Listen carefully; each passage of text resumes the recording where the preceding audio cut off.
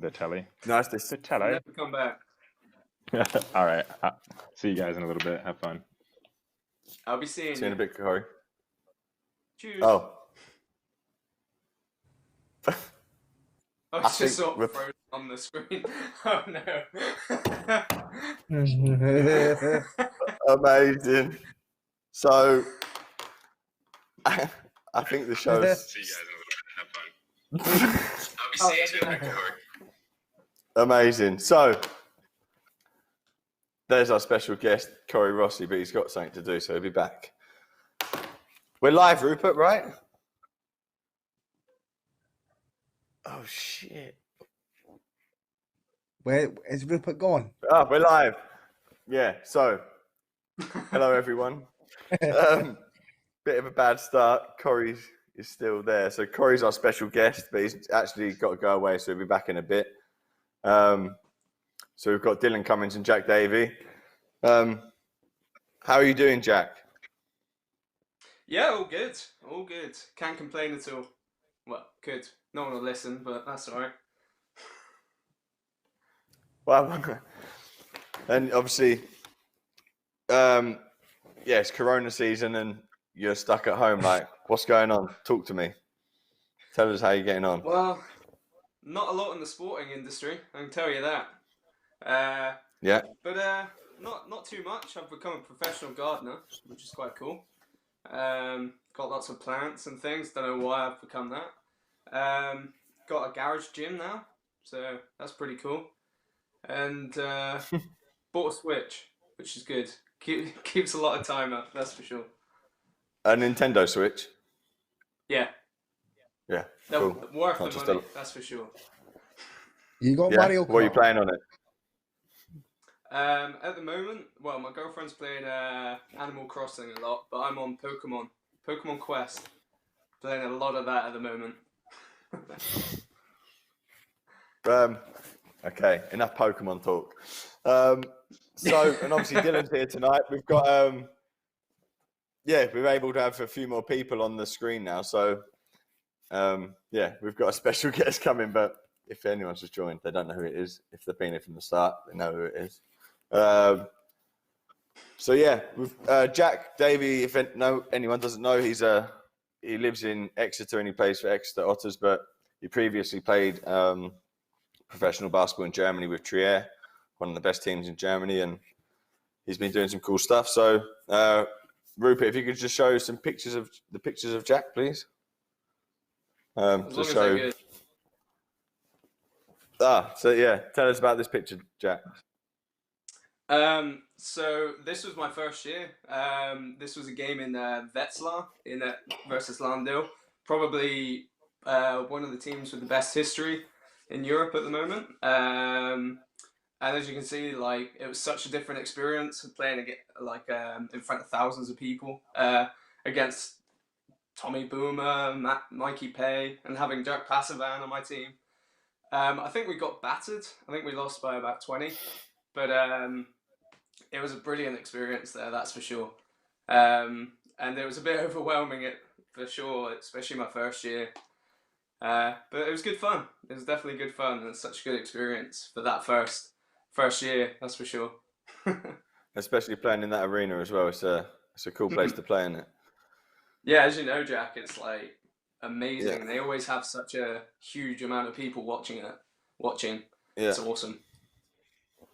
I've only ever lost by lots of points there, but yeah, it's still cool, even then. Next pick. We've won a few times there. I'm just putting it out there, but that's fine. Yeah, you played for not better teams, but yeah. Look at this picture, Jack. Look at that. Oh, back in the day. Yeah. Wow. Do you remember where that was? That was, it was in Essex somewhere. That's all I can tell you. Yeah. That was one of the only games that Essex Outlaws played that wasn't at the normal venue, and it was against you guys. I think you beat us, right? I'm not sure. I'm not sure. I can't remember. I know it was like a tightish game, if I remember. And I think I was top scorer. The number? Oh, always. Is number 7? Is that that Josh Steele's Ninja on Wheels? Is that him? Yeah, that's Josh number Steele's. 7. That's the man himself. Yeah, the man, the machine. The machine. Cool. And that's me, by the way, Rupert. The Yeah, if Jack you stealing didn't the notice ball by off, the like back. sweet from a candy. Sweet from a baby, even. Yeah, next picture, please. That's Jack dancing. Yeah, now and again I decide to like just stop playing basketball and just dance because basketball's too easy.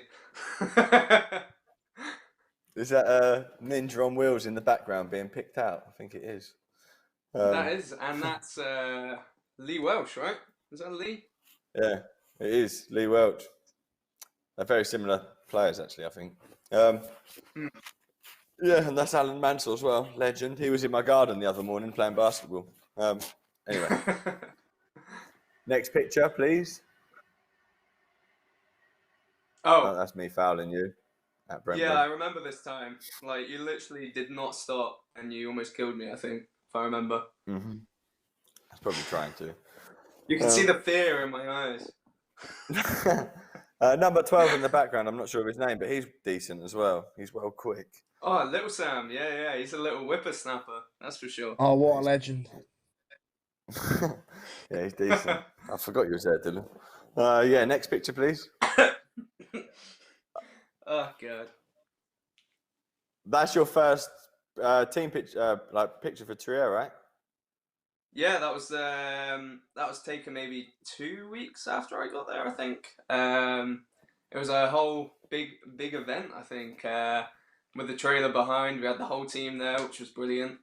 And yeah, it was. I think it was the first time meeting them all as well.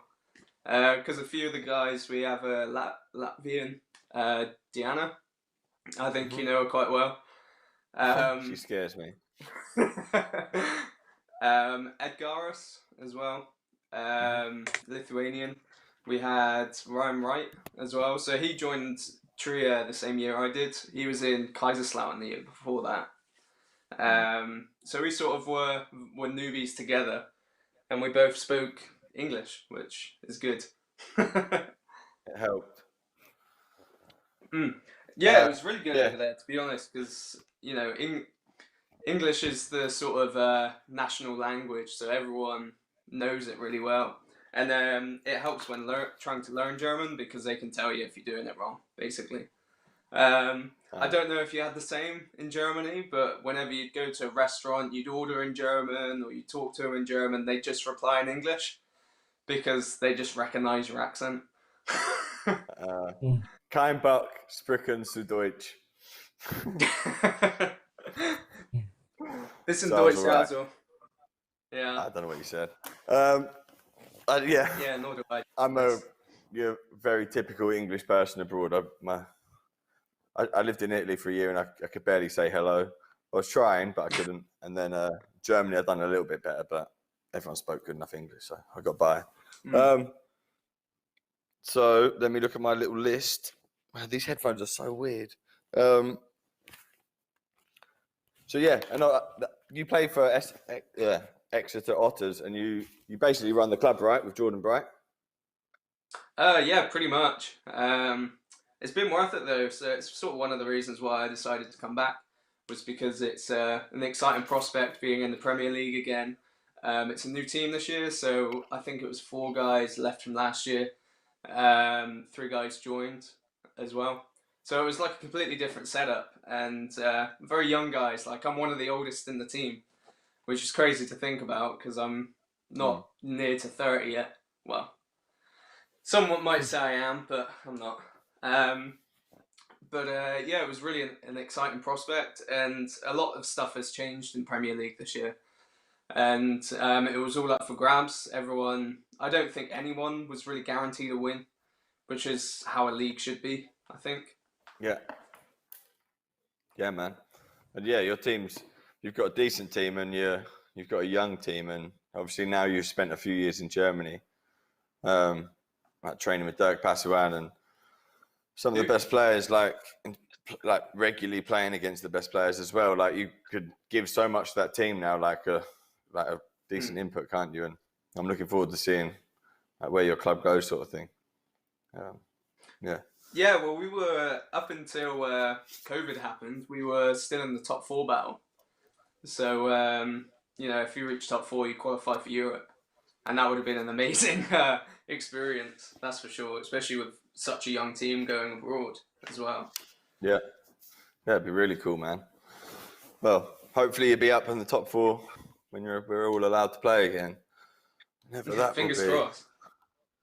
Oh man, don't. It's been Let's too not long. talk That's about for that. It sure. gets depressing quick. I Yeah. might cry in a minute. Don't. No, don't, man. Like, so ready to play a game of basketball. Like, unbelievable. Probably not fit enough, but I really want to play. All right, mate. Neither Really can want I. to play. You what, Dylan? I says I'm not fit enough. I haven't been fit enough for God knows how long. But you ready to play? I mean, we're still waiting for that shootout, Dylan. Like you've been talking about. I know. Dylan's calling people out on Instagram. Joel Saunders, like, he's got limitless range apparently. Yeah. So Dylan, as soon as he's allowed to, Dylan's got a few duels to answer to, and I'm on the list as well, mate. I want to play, yeah. I want to shooting competition with you. Yeah. So do How much I. money are we putting on these games? Everyone does. Don't know, mate. What about 50p? 50p sound good? Whatever you want to bet, man. I'll bet it. Yeah, Dylan, you're funny, man. I've watched our chat back a few times, and you really make me laugh. Oh my God. You're so funny. I still can't believe you put that clip on Instagram. Oh, was that All for the dating? gram, mate. Yeah, I was waiting for you to get loads of DMs after that, Dylan. Yeah, I know. Oh man, we need to go back through that. There's so many funny things that you say, and but yeah. Anyway, this is the Jack Davey show. I wouldn't say should that. be it's developed. It was just going to be me and you, and then Rupert told me we could have guests, so we've got guests. Dylan's just going to say his thing whenever he wants. What have I got written on Sit there and look pretty. Are you still training in your garden? I see you've had a basketball hoop put up. Are you still training in your garden lots, like, or is that just for the ground? So funnily enough, we got donated that basically, and we never used it. So it was sort of a week before lockdown happened. I took out the trailer and put it up just to see how it was, see if it was all right, and then lockdown happened. So it was sort of ideal for me that I have at least a net in the backyard and a little gym in the garage kind of thing. So I can still keep myself fit, but it's just not the same, is it really? No, it's not. I've made defenders out of like bins and ladders and brooms. Yeah, so possibly going mental. I don't know. As long as you don't start talking to them, you'll be all right. It's too late then. Start trash talking them. Oh, don't. It's definitely gone mental then. Moving on.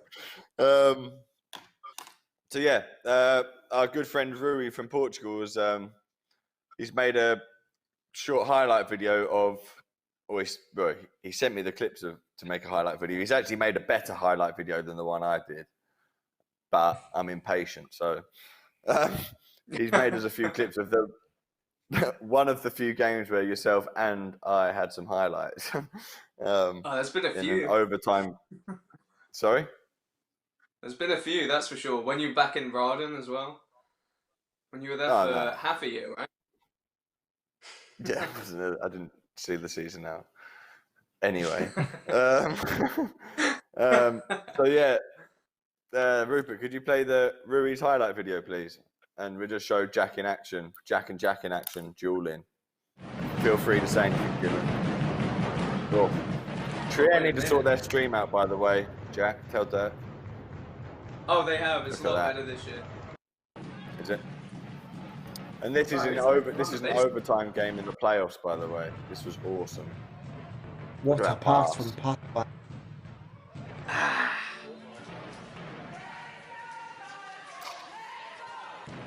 I wish we had the actual video Rui made. It's a lot better. Jack Davey on fire. I mean, wow. Who's that guy? It didn't happen often. And that one in Alex's face. Oh, you felt like Kobe. Oh then, my didn't you? God. Jeez. Oh, and that's clutch, Dylan. That's like, look at me. It made me so mad. Oh, you look happy. And Jack love taps how in my you face. reacted He's a there. prick. So, Do you set max going height into in the your chair, last Jack? quarter of that game, you were 16 points up, something like that. Oh, You I don't were know numbers, hammering man. us that quarter or that game, and we brought it back after pressing you guys, and I don't think you liked it. Look at me, man. I definitely don't like a press. What was Joe's reaction to it? I think you can tell. Typical Joe Bestwick. He was smiling, I think. Definitely not. Yeah, that where I just thrown the ball down there. That was because tried to inbound like the ball to him, but he didn't catch the ball. I thought it was his fault. He thought it was my fault. We will never agree. But yeah, that was a really exciting game, and I'm pleased that you had your moment as well. Like you hit some big shots in that game. Yeah, it was cool, man. That wasn't the Dylan, only have you ever been shots to Trier's gym? I had No, a I few haven't. more Did you say? throughout the season. Yeah, I don't watch all your games. That was the one. I know you had loads of highlights. Hey, Jack, do you sit max height in your chair? Jack Davey, that is, not Gibbs. What's that? Do you sit max height in your chair? No, I'm just off max height because I have really short arms. So if I sat max height, I wouldn't be able to reach your wheels, I don't think. Ah, fair enough. Have you got any more questions for Jack? Dylan? Yes, I've actually got a load of questions, but I was going to let you guys have your chat first. Have you got any that are linked? Yeah. Wait, have we got any that are linked to what? Jack playing in Trier with Dirk and one of the best players in the world. Yeah, I do. Hit him up with them. Let's go. Right. So, first question is, what are some of your most memorable moments in Trier? Where to start? There's so many. So before I sort of took the contract and things, I visited Trier for a few days. And going there and just seeing all these people sort of recognize Dirk. So he's sort of popular in the area. He's won every award you can think of in wheelchair basketball in Rhineland. He's sort of won it, and going around and then sort of recognizing him, it was such a different experience, that's for sure. And then once people saw us in the papers and things like that, they started to recognize me, and it was brilliant. I mean, meeting so many brilliant basketball players. So with Dirk, I grew up idolizing him really from first watching him at the Paralympics. Being an undersized 4.5, I'm an undersized 3.5. It was just a tad being 5'3.5", but that's all right. But it was a brilliant experience sort of playing alongside someone who was a role model. And I think one of the best things for me is, me and Dirk are still close friends now. And it's such a weird thought having someone that you looked up to now as a close friend that you talk to all the time. Really cool. Meeting Ryan was great. I have a lot of memorable things with him, nights out. The first week, him having an injury and me having to clean it when I didn't really know him. That was interesting. But can you tell us more about that? What sort of injury? It was an interesting one. No, I'll just like leave pressure it at sore or that. something? Yeah. Oh, move on quickly. Yeah, but in terms of basketball, it's so different. Having to train every single day, work out every single day, just having a lot of people watching the games, from sort of your family and friends to people that pay to watch you. It's just a really good experience, that's for sure. Yeah, man. And I was there for 3 years, so that's quite a lot of memories, that's for sure. One of the pictures wasn't on there, Rupert. I've just realised. It was it was a picture of you, and I'm pretty sure it's in Trier, but it's you and like 6 women, and one of them's your girlfriend. And like, how did he manage that? Great picture. I got it from your Facebook.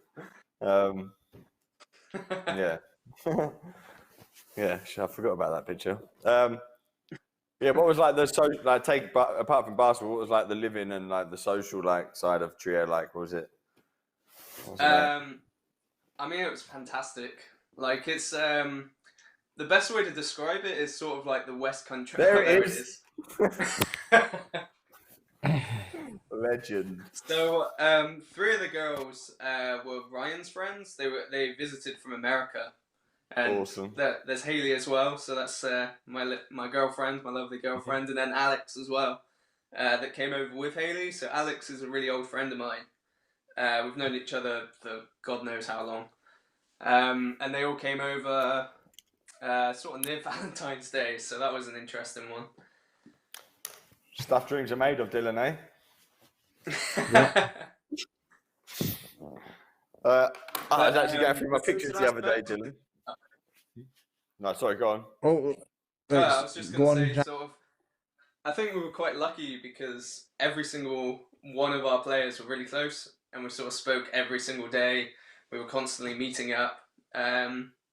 We were basically a second family, which was brilliant, to be honest, especially going into a country that you're not 100% with the language and things like that, that you have people there that you can socialize with and be friendly with and, you know, become family, basically. It was really nice.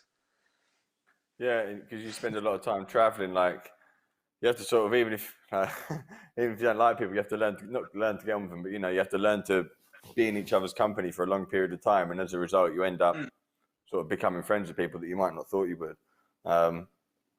Because you have to spend so much time on buses and things like that. Like and yeah, it's a good experience. Yeah, exactly. Is there any like, advice you'd give to any young player coming up, like that? Like young players thinking about going to abroad, like Germany, Italy, Spain, something like. Any advice you'd give them, like, to think about? Well, I could give so much advice. I think in the club, I'm known as sort of the 50-year-old, the old guy that sort of sits there and gives people advice.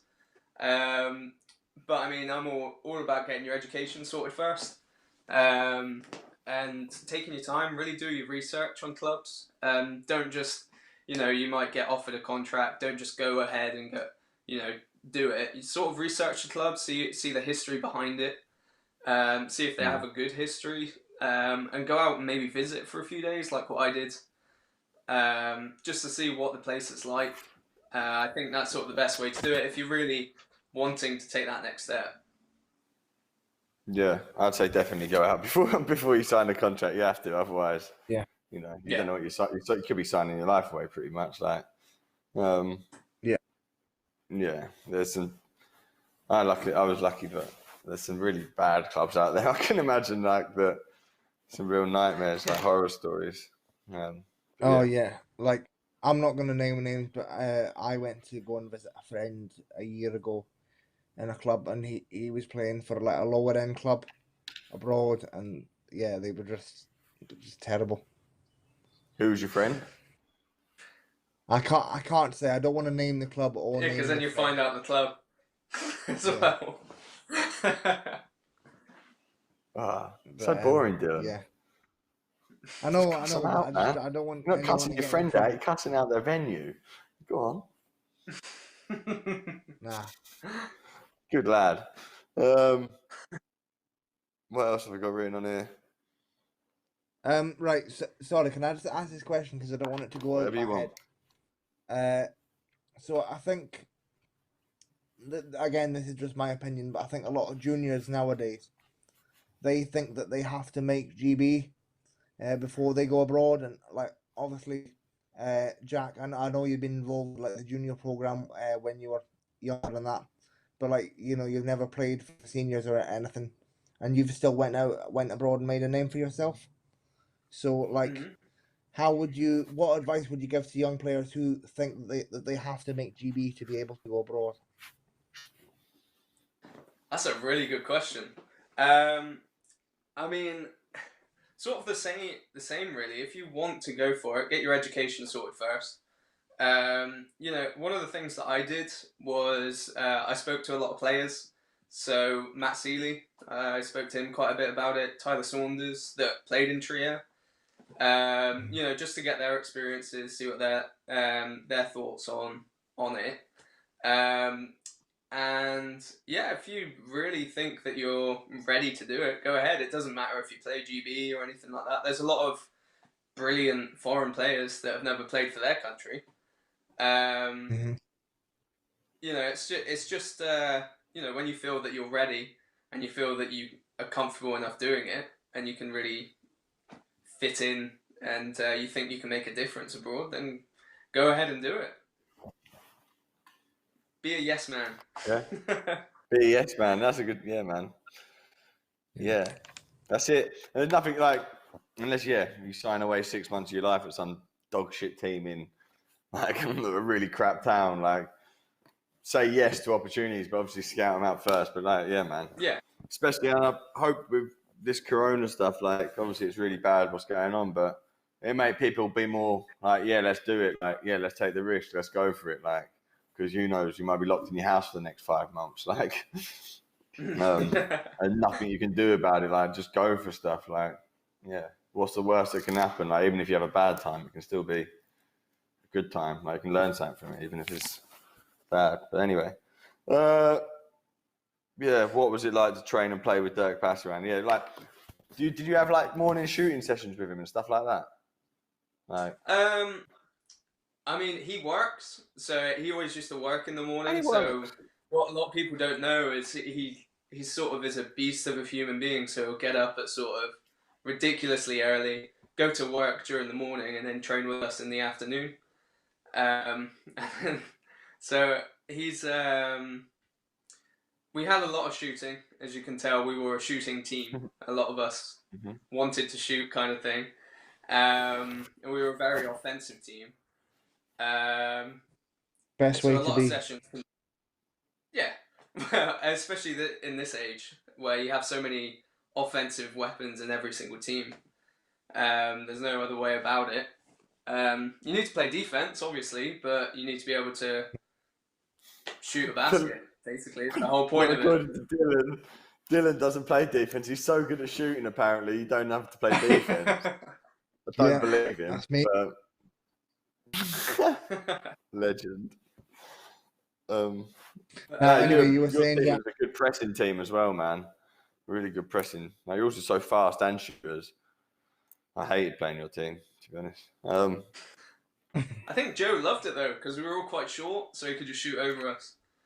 Well, I do like Joe. People might not believe it, but some of the things he used to say before we played against you, like, that everyone's a mismatch. Like, just give me the ball, I can score over all of them. And he was pretty much right anyway. But although saying that, it wasn't that much that he actually scored over me. I don't think, because I kept turning his chair, and he didn't like that. I should have got Joe on here. I would have. I'll text him. We did Such discuss a cool it. guy. I love Joe. Yeah, I think he just come on here and shout at me anyway. I just want to. A lot of battles, that's for sure. You what? Sorry. Hanover and Trier had a lot of hardcore battles, that's for sure. Yeah, man, loads. Especially in that one season when I was at Hanover, that was mental. It was all like with the playoffs as well, and the Pokal, whatever it's called. Pokal is cup in German, isn't it?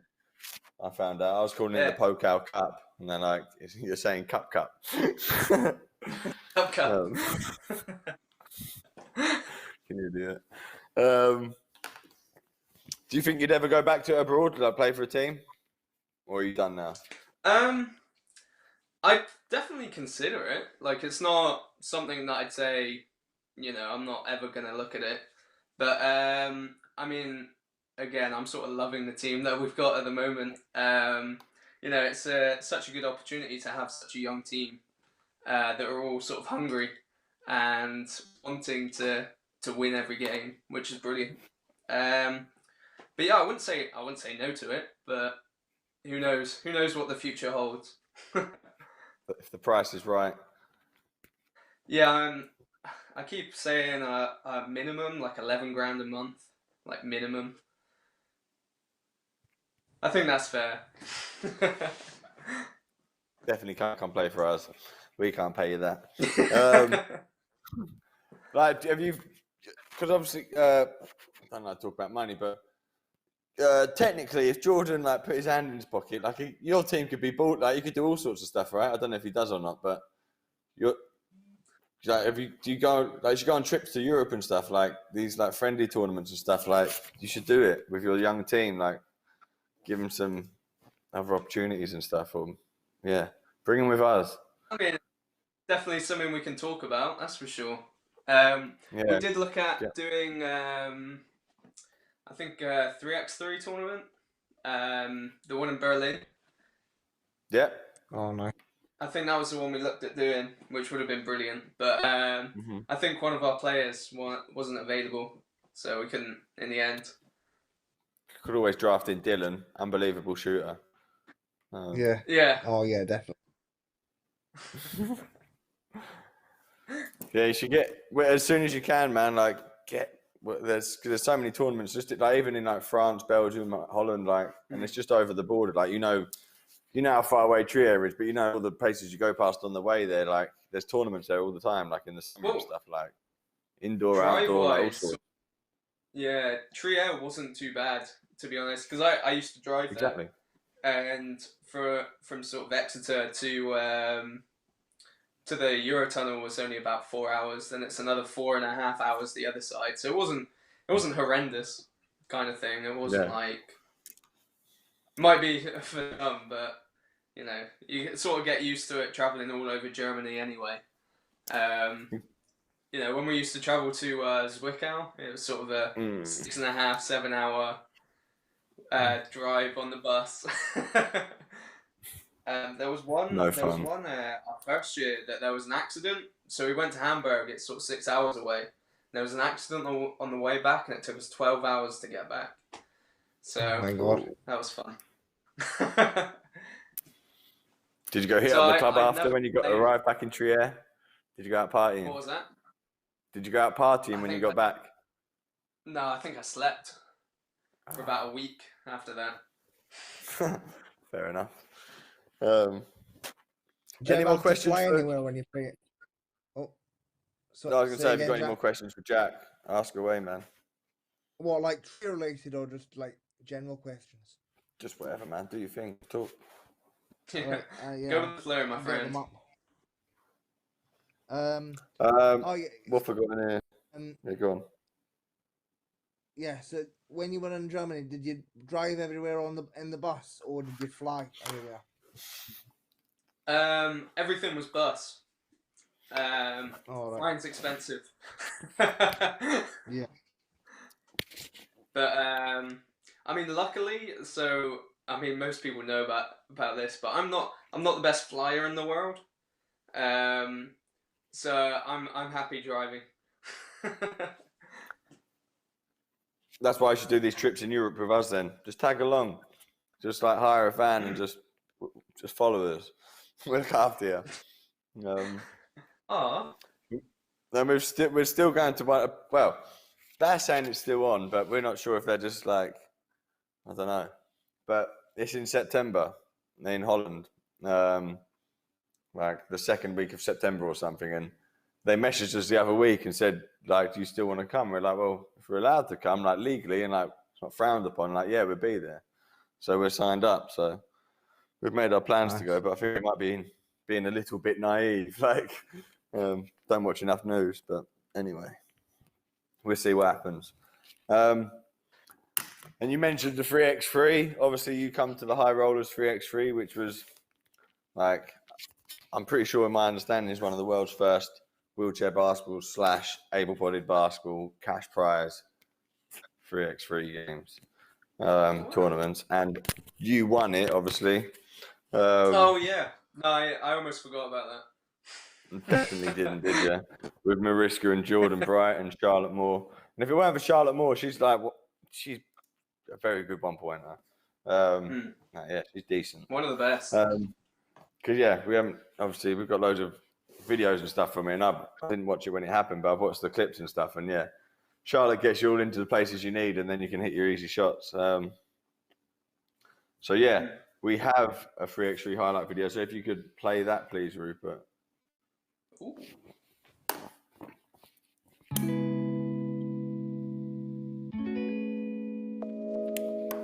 This is my cousin's song, by the way.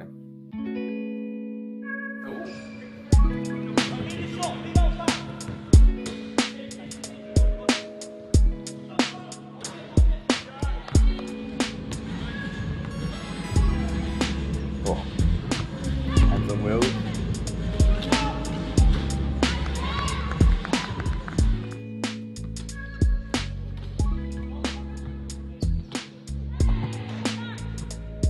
Is that a Charles Jack thing? It stayed in the key as well and then passed it out. I don't think that's bad. Backwards.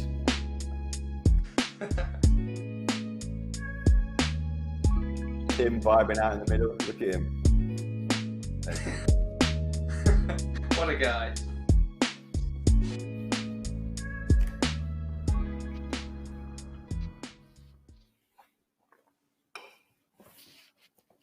That was such a good weekend. Yes, it Oh, was, it was really Dylan. good. Jack, do you know how that night ended up for Dylan Cummings? No, Jack. No, I don't actually. You'll have to tell me. No, off-camera discussion, Jack. Off-camera discussion. No. Thank you. You're lucky I like it, Dylan. Nothing to be ashamed of anyway. It's really cool, in my opinion, but fair enough. Is there not It any is cool, clues that I can get? Like any... No. No, he said no, but he can tell you I know, himself. I've But got no problem telling you off-camera what happened, but just not for the whole world to know. Screenshot it and put it online anyway, it'll be fine. Yeah. that'd be for an exclusive video if Dylan ever wants to do one. And I was going to say earlier, Dylan, I was going through my photos and I went past a few pictures of you from that night. Living the dream. Yeah. Wait, was this in the club or in the hotel? Bit of both. Oh God, I didn't realise you had them photos. Oh, you're going to have to send them to me now. I can't Oh, send geez. that. I'll send them to Dylan. I'll delete them. Okay. So yeah, Jack, tell us what you think about 3x3. Like obviously you played lots of 5x5, 5-on-5, whatever you want to call it. Yeah. Well, it was my first experience with 3x3, and honestly, it was fantastic. Like when I also heard about introducing it as well, I was really intrigued with that. I definitely got the buzz for it. That's for sure. It was completely different. So it's a running clock. You've only got 11 seconds, I think. 12 on the shot clock, kind of 12. All right. But it's constant. It's fast paced. It's a bit less tactical than 5v5 because there's more room to work with, kind of thing, I guess. But I fell in love with it. That's for sure. It's a lot of different things to think about, and I was gutted that the women didn't get their 1.5 points off. That's for sure. Why? Equal rights, equal world. All of Yeah, that. true. I'll give you that. I've been beaten by many females on the basketball court. I think the point That's deduction true. is bullshit. It makes me look terrible all the time. Yeah, we love it. Have you played it with an Exeter Otters, like training or anything like that? When we sort of have lower numbers, we'll sort of do a lot of 3-on-3 stuff. I mean, still sort of with the rules of 5v5, but obviously you've got more room to work with on court and things. Cool. Oh wait, do you want to go first, Jack? No. Do you think? All right.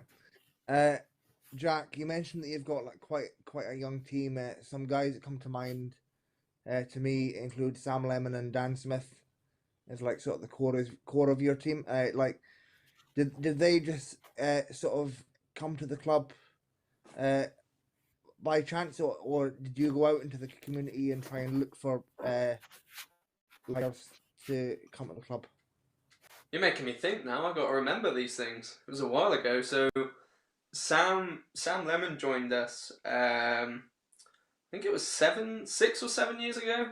And I don't know if you guys will remember Paul Bounden and Lee Horde, the guys that sort of used to coach the Otters back in the day. Is one of them a mustache? Paul would be, yeah. Yeah, And yeah. Lee's I a double think I know him. amputee. They sort of did a school session, and Sam joined from there, kind of thing. Never looked back, I don't think. And Dan's the same, so I think he joined us through WizKids. I think we did a session through WizKids in the school, and Nice. so a lot of guys came through. Just going out and seeing people in the streets and things like that. Paul Bounden he joined the club 35 years ago, before he retired, and he was just by chance, like the original founder of the club, kept badgering him apparently, until he eventually came to a session and then never looked back. Cool. He's a legend. He's been around for, like you say, 35 years. So whenever I've been to Devon or Exeter, I've always seen him. Legend. And like you said, you found some of your players going into schools and stuff. How often before Corona, how often were you going into schools? So we didn't do any this year, but sort of beforehand we used to sort of do quite a few a year. It's sort of if a school contacted us saying they're interested in a wheelchair basketball session, or we'd email them, or sort of through random contact. I did do a session. It was around Halloween time.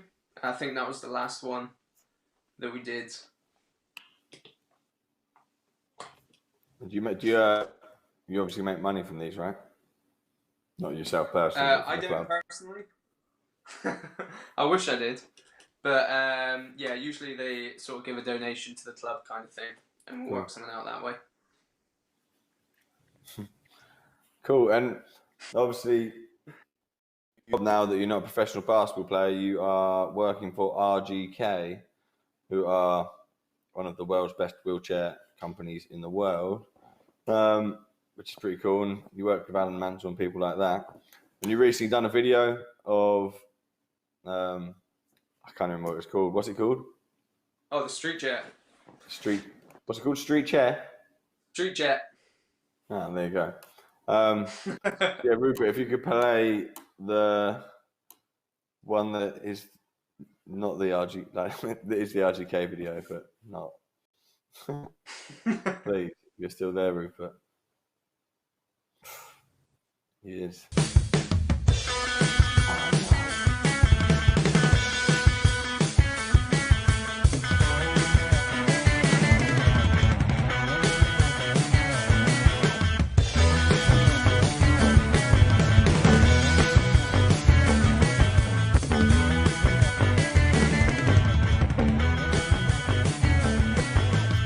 Quite fun.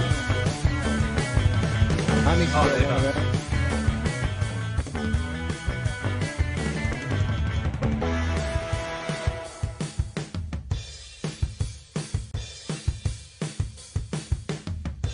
Oh, Burger King. Look at that. I've got coffees instead of a Burger King. Are you gonna have a coffee?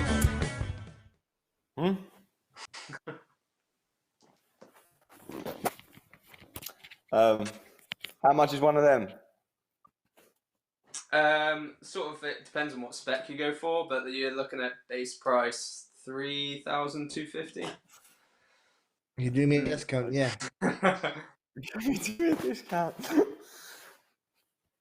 Oh well, I'll have to talk to my superiors. All Go right. on. Dylan It's all right. Cummings is a great I'm advert. pretty sure Lee will give me a discount. Sinclair will give me a discount. Nah, I tell them That's not his to. official. Oh. No, don't do that, Jack. Get him a discount, man. No, I'm kidding. Dylan, GoFundMe page for a street chair. Street thing. Yeah. They are good Yeah, fun, Dylan. that's for sure. Yeah. Is it, Rupert, is it possible to show the other video of someone on a different kind of attachment? And yeah, they're not quite using it the same way that Jack uses his. This really made me laugh, this video. And this one's just for fun. Oh, This is one of my favorite parts, and one of the main reasons that I'm deciding to keep this, except for how easy it is to put together. And like when you're in an elevator somewhere or anywhere, tight spaces, 0 turn. Yep, so that's on 1. Have you seen this, Dylan? Full blast. No. Excellent. This is 2. Jimmy. Full blast. Okay. No. God's sake. Jeez. Oh, really makes me laugh. I hope it made someone else laugh. Funny video. And yeah, are you still working during Corona, Jack? Or you? I know you got asthma, haven't you? So you're on proper lockdown. yeah, I'm on hardcore lockdown, but I'm sort of helping out behind the scenes. It's quite nice because again, we're always in contact, sort of all the advisors, helping each other out as much as possible. I think we've got a quiz night on Wednesday as well with a few ciders, so that'll be awesome. But yeah. A few West Country ciders. Oh yeah, you can. That's the only thing I drink really, is cider. I even drink water. Marishka's question. Who is your favourite coach and your favourite main basketball philosophy? Good question. Oh god, that is a good question. Favorite coach? Was that from Mariska, was it? Yep. Oh. Hello? Yeah, we're all here. Jack? Oh, there we go. Oh dear. So we sort of froze and went all weird then. I think you glitched out. Oh, was it me? I think it was you. You just glitched out all totally. Oh Anyway, yeah, carry you on. both glitched out on my screen, so I'm blaming you guys. Favorite coach? It's a really difficult one because I've been coached by so many, and like as another bit of advice for any sort of ongoing player, try and get coached by loads of different coaches. I think that's the best way. Just to sort of find your best way of being played as a player, kind of thing. But where to start? So Jen Browning. Do any of you guys remember her? Who? Sorry? Jen Browning.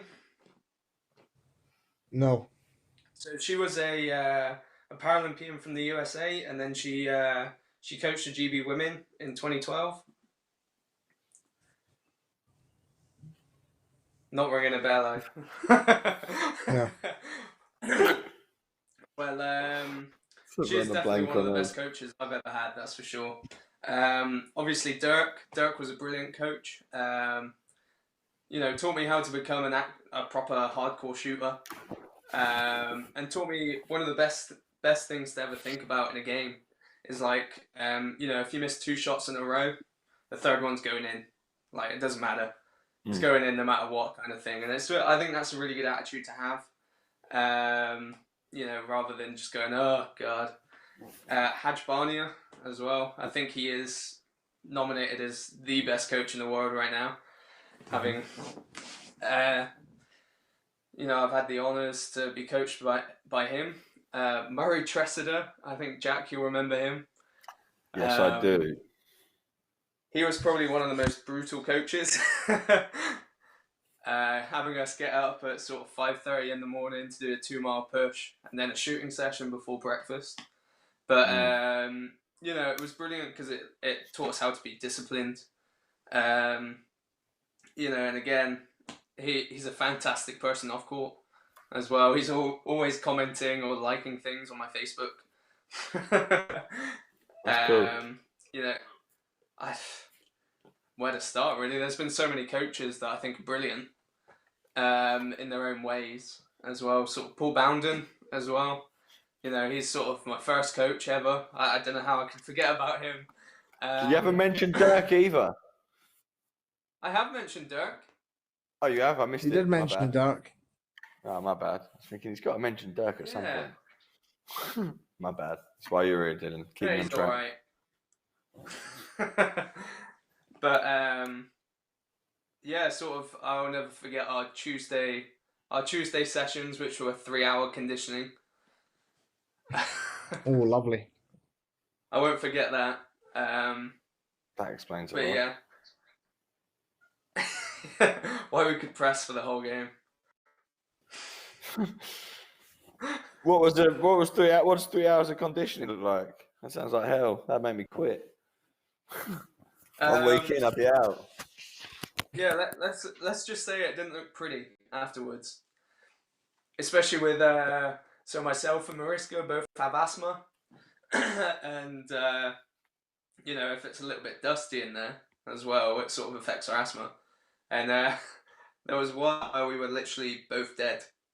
Like, we were struggling to breathe. Legend. That's nuts. Yeah. 3 hours cardio. Not cool, man. Dylan, I'm just looking at a few of your questions that you sent me earlier to ask Jack. How does a non-senior player play for a team? Yeah. How does a Already asked him. non-senior player play for a team abroad? Yeah, we've already asked him that, mate. Yeah, we asked Yeah. that one. Earlier We've done on. that. Right. If you could train with 3 players you've never trained with before, who would you choose and why? That I've never trained with before. So I can't include sort of Dirk. He'd be on the list. But Patrick Anderson, I think that's on everyone's list, I think, training with him. Steve Serio, he's sort of another guy I looked up to, because again, he's a 3.5 as well, that's sort of a bit short, but he's got quite long arms, I think, so doesn't count for me so much. But that would be brilliant. And third player, I got to think now. Probably Joe. Well, I've trained with Joe. That was scary. So Bestwick. Terry Butler. I haven't trained with Terry, and that would be a good experience, I think. Yeah. Yeah. That would be a good experience. He's decent. We should get him on here. He's all right. We should get him on here one day. I bet you got a few questions for him, Dylan. Yeah. Yeah. Oh, yeah. Definitely, mate. Follow-up question for that, Jack. Who was the player you most enjoyed playing against while you were in Germany? Playing against? Oh God. I mean, I always loved playing Landil in Wetzlar. I'll never forget sort of one defense. Mikey Pay was defending me and was saying like, "We've got to jump this guy. We've got to jump this guy," and it sort of made me blush a little bit because someone like him calling me a threat was crazy. Yeah. It was always That's fun cool. playing against him as well, because he'd always sort of talk after the games and sort of help you out a little bit and things like that as well. So Yeah. Yeah, I've met cool. Mikey. He's a lovely guy. Cool. Any more, Dylan? Trying to think of any that we haven't asked. Right, so when you first started playing basketball, Jack, what were some of your fondest memories growing up in the sport, and who influenced you the most when you first started? So, fun fact, myself and Jude Hamer started the exact same session. The exact same week. Okay. And to the point of Jordan, brother and sister. Right, say again, mate, you broke up a bit there. Oh, so fun fact, me and Judith Hamer started the exact same week. and you know, it was to the point of Jordan thought that we were brother and sister when I joined. You know, I must have been 13, I think, was my first session. And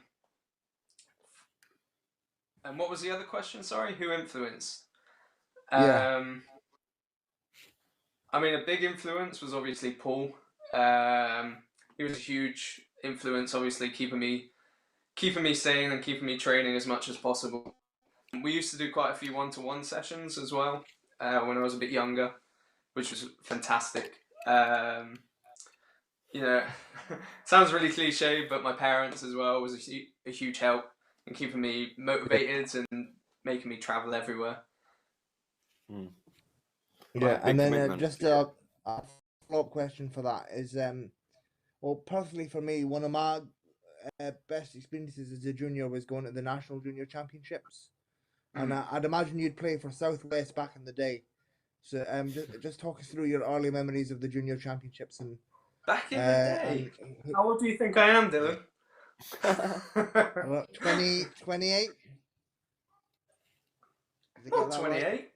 I'm not there yet. I'm a bit younger than that. No, I'm younger than that. 24? You're just digging a hole, Dylan.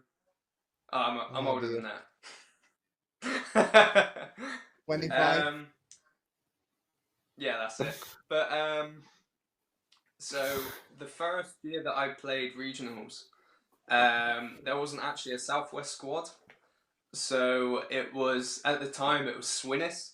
So it was Southwest, Northern Ireland, and Scotland, all in one team. Oh. You know, that's the first time I met Stephen Ross as well. Oh, what a legend. A guy called, what a legend, yeah, exactly.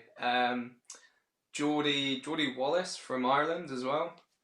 He's sort of a bigger name out there if you guys know that name. But that first year, I had a really bad asthma attack, and I was in hospital that Saturday night. And then the next day, I'd still wake up early and still get on court as much as possible. But yeah, it was such a fantastic experience, and you know, you sort of get to meet everyone or so many players your age. I think that's such a huge thing, especially for younger players, to play against people of the same age group and have that experience. Cool. Yeah, definitely. So, changing it up a bit. So, obviously, you spent 3 years in Trier. You spent some time with Correy Rossi, who is one of your... You've done like a lot of promo videos with him on the Instagram and stuff for Trier, like some slightly alternative promo videos. Like I've never seen before in my life. Did you see them, Dylan? Like some of the videos Jack and Correy were making? I can't quite remember. Fair enough. Don't worry about it. Unbelievable. What sort of fan are you? I know. I can't believe that. Obviously not good enough, Jack, are you? Yeah. Need to try harder next time. Yeah, you have to keep working, pal. So yeah, and you recently made a video with Correy Rossi, who you obviously spent a lot of time with, possibly a little bit too much time with when you were bored, or maybe not bored. I don't know. Depends how you see it. So yeah, Rupert, if you could play the video titled "The Black and the Brit." This is Correy and Jack's recent video. Huh? Are we live right now? Are you serious? I'm not even gonna get a countdown, a 1, 2, 3, or nothing. Who's running production back there? Okay, so we're just gonna start the show like this then. Hello, welcome to another special Black and the Brit news report. I am your host, as always, Correy Rossi, and I will be joined today by a few of our special reporters in the field. We're gonna jump right into it with our first segment on sports. No, that's the sports. Thank you, Jeff. Coming at you live from my house. Here to tell you all about the sports and what's going on right now. Okay, let me tell you.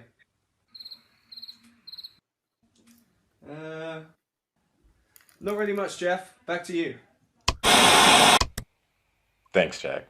It really is a shame we won't be able to attend that rodeo this year, as long as all the other sports events being canceled. We're going to jump right back into it with an uplifting message from one of our reporters. Thank you, Corey. Hats off to you. I hope you guys are ready for this segment. It's an excellent one. Alright. At the moment, you guys, we're going down quite a rocky road, but it will smooth out. Don't worry. There is light at the end of the tunnel. Alright. When life gives you lemons. Exactly. Alright. Stay safe out there, guys. Thanks, Jack. I think we're all feeling a little bit more yoked now. What? How come the camera's not on me? Are you... What the f***? You know what? Let's just cut the show.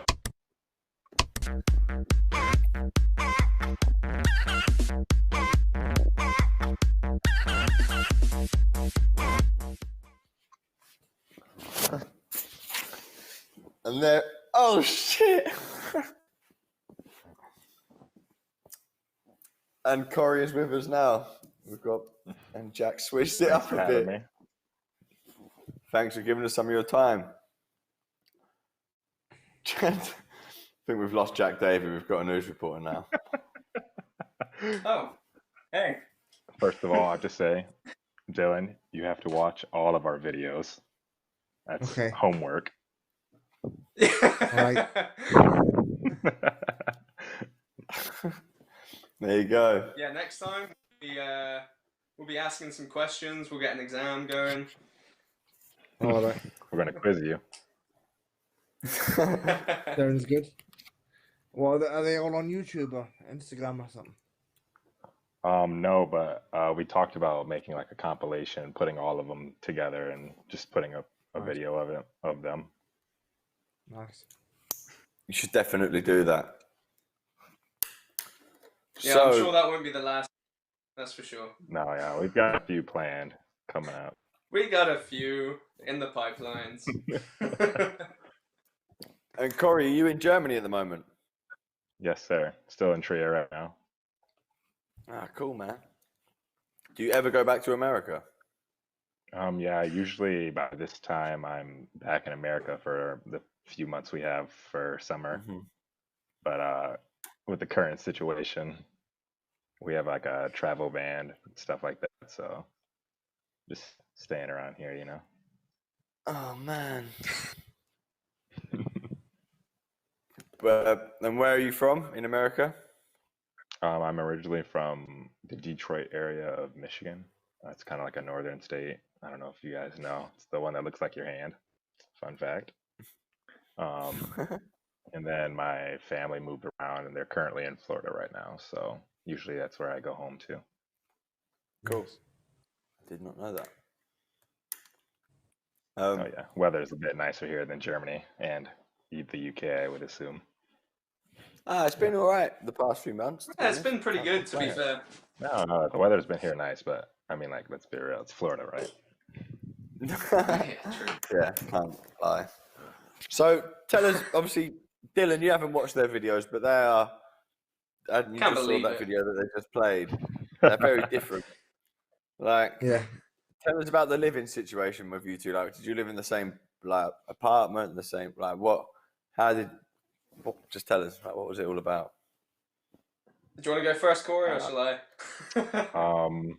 I mean, I guess what I would say is Jack kind of covered up that I joined his second year, stand me corrected, Yeah. or third, and yeah, we kind of just, like he said, him and Ryan spoke English, I spoke English, so we all kind of clicked together, and then as the year grew on, we just grew on each other's sense of humor and things like that, and yeah, one thing turned into another, and now we're making dumb videos on the internet.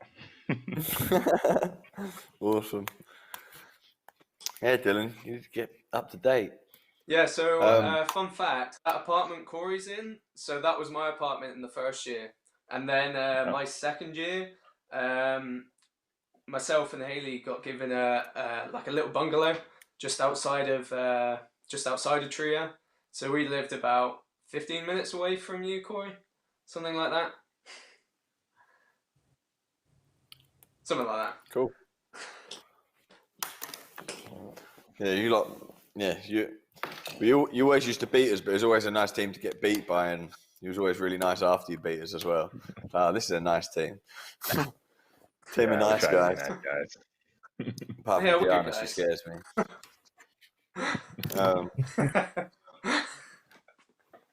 Have you had any interaction with Diana, Dylan? I know who she is, but I've never met her before. So.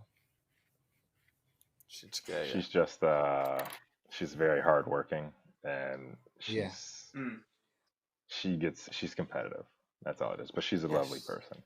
Means well. Yeah. Nice. Scares me.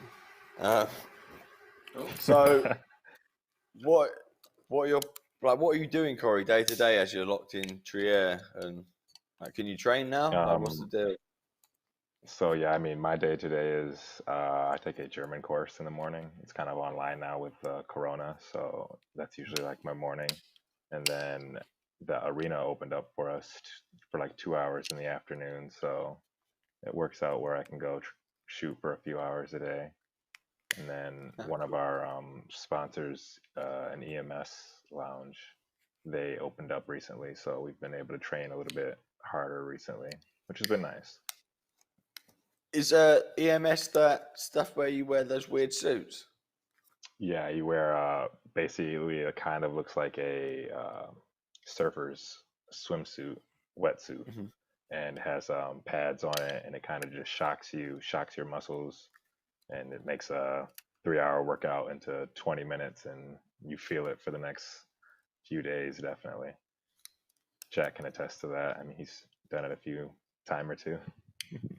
So the first time they came to our sessions, they got me to try it because he bought, I think it was an extra small or something, or a small, and I was the only one that could stand up as well, I think there.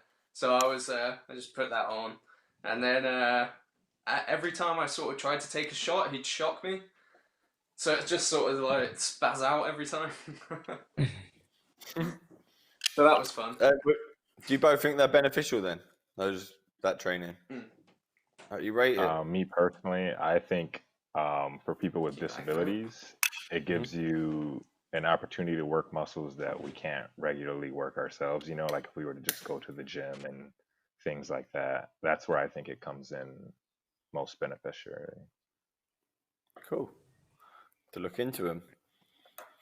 Yeah. I bet they're hard to get on though. I mean, for me, not really. They're just kind of tight around the chest, loose around the legs, you know. Standard grip problems. Yeah, you know. Awesome. Dylan, you got any questions for Correy?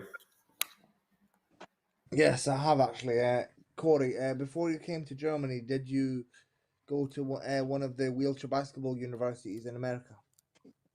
I went to the University of Illinois for some time. I did not graduate or anything. I just spent some time there and then played for a year and then took some time off. Then I'm here now. So Nice. it was definitely an experience that I think everybody should have. Yeah, Even and you. Like, how old are you right now, Dylan? I'm 22. Okay, yeah, you're still young. How? But like for kids and like especially for like Europeans, like when I was in school, we had like Hero. He played in the German league. Brian was there. Steve Serial was there. Just the competition when I was at the University of Illinois was high, and now getting to play against some of these players years later in Germany is like it's awesome. Yeah, and how did the contract? Oh, sorry, say that again, Jack. I just said holding his own against those players as well. Yeah, very annoying player to play against. And how did that contract? He's a good guy. So a friend of a teammate of mine, Ryan Wright, as you know, he was at the University of Illinois at the time I was there as well, and we've been playing each other. We've known each other since we were probably like 13, we were kids when we first played against each other in the junior league in America. And he kind of had the contacts and then asked me if I wanted to come out. They were looking for a 2.0. Jack had recommended earlier if visiting a team before you sign with them or things like that. And that's exactly what I did. Was took a week to fly out here and experience Trier and get to meet the people before I signed with them. Yeah. No looking back. I think How that long was the you main been selling to point. I think that's what it was. Sealed the Yeah. deal, that Brit. Yeah, that British Yeah. guy, Yeah. the smirk sense of humor. You know it. Jack, you've got your joke book with you, right?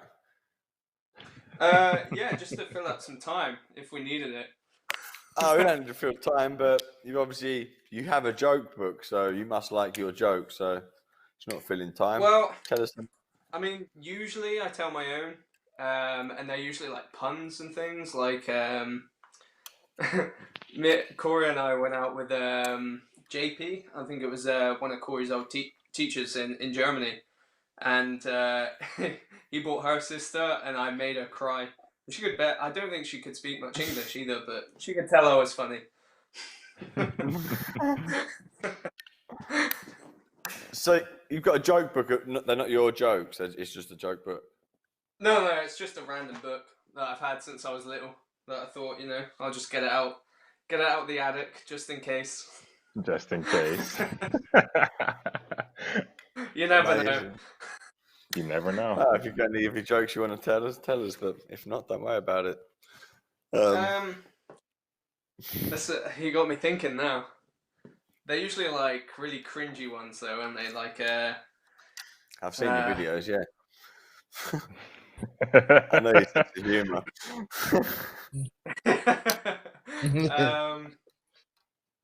Okay, what's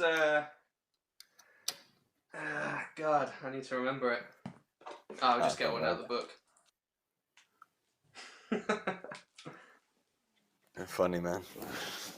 I'm hearing in the background. I just heard Haley say, "Oh my god!" So. Well, because you've got your joke book out. Because I got the joke book out, yeah. Yeah, maybe didn't ask Corey some more questions, so we don't have to ruin Jack's life live on air. Oh, that's fine. I'll have a tantrum. Don't want to embarrass you online. Corey, I've asked Jack Too this late for question that. earlier, but what have been some of your most memorable moments in Trier? For me, it's probably just meeting the people here. I mean, when I came here for the first time, I had never left the country, and so us Americans kind of have an attitude for the world that definitely changed once you view the world in a different side, So like all our memories together, like us and Jack, Mariska, all of us together, just bonding, all from different countries at the same place in some little town in Germany is awesome, And that's it. You spend so much time socializing. You've got to be. You've got to enjoy that part of it, haven't you? Like, that's got to be the most enjoyable part of it, really, isn't it? I think, to make it the most fun, and not just basketball. It makes the experience so much better if you can, your team is your family kind of thing. I think it makes it so much easier to fit in as well, and makes the experience so much better rather than like being a bit more reclusive. You really get to go out and enjoy yourselves that extra bit more, both on court and off court. Yeah. And you get one of the good things for me personally was that you got to learn about so many different cultures. Like especially in our team, we had Diana from Latvia, we had Mars, who's from Netherlands, we had the Americans, we had the Germans, and that it just added to that experience having people from all over, just come together. Yeah, and then not to take away from the basketball is also like with just from people from all over the world coming together, playing basketball together every day. Practice was probably one of my favorite things, Yeah. Besides Tuesdays, as mentioned earlier. Oh, the 3-hour conditioning. Yeah, it was never too much fun, but Can you not just get those EMS suits and just get rid of that 3-hour session now and just get it done in 20 minutes? Is that what you do? Just lay there. Yeah, we actually did try to integrate some training sessions where we brought the EMS suit to the gym and we played basketball in the suit, and like that was some rough That was fun. times. It was fun. We looked good Whose too, idea was so Dirks, I probably think. Dirks or Gunner. That's what I'm thinking. No, yeah. That's crazy. He's a good guy. He's a great guy. Who's that? Sorry. Gunner, he's the guy that runs the business and helps us with the sponsors and suits and stuff. Not the really tall guy. No. He's massive. Jack, you have got a joke, right? I do have one ready. Go on, then. Let's go. You tell it, or you asking personally for one. So, what did the zombie's friend say when he introduced him to his girlfriend? I don't know. Any idea? Good grief, where did you dig her up? Oh, You're that's welcome. terrible. Oh, they're not good jokes. Oh man, That's what makes them more funny. it's beautiful. Brilliant. There's a question from Rui. He says, British humour is better than American, or you have to teach Jack some jokes. I would definitely say that the British have a far large capacity for sarcasm that, I mean, Americans have, but that's like the UK's go-to, and like nobody, it's like not even a thing because everybody does it. It so how reminds me is it sarcasm? So our first year, when I lived in that apartment, Ryan lived down the road to us, or just a few doors down, and I texted him randomly, just saying, "Oh Ryan, I got an emergency. You're gonna have to come over. I can't wait." And I said, "The door's open. You just need to let yourself in." Like, funnily enough, he was like 2 minutes. He was there.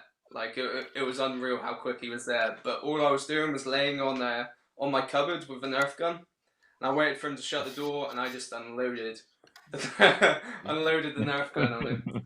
And awesome. Yeah, that was a good story. I've just got a message though from one of the lovely helpers at Trier that said we forgot about her. Oh no. Yeah, no, it's Corey's fault because he's still there. Hi Emily, All right. we love Personal you. shout out to Emily Hagg. We love you. Thanks for Who helping. is the most amazing helper Trier ever had besides Haley. Besides Haley. Oh, I think I know who that is. I think she follows me on Instagram. From Are the you in a beautiful DM, country of France. Dylan? Hey, she's single, Dylan. Yeah. Right. Say no more. Dylan's on. Look at that. Yeah, Look at that smile. you guys make me out to be some sort of player, but honestly, I'm really not. Nah. Legend. We're just the best wingmen you've ever met in your life. Yes. Oh, we got you, bro. Oh, there you go.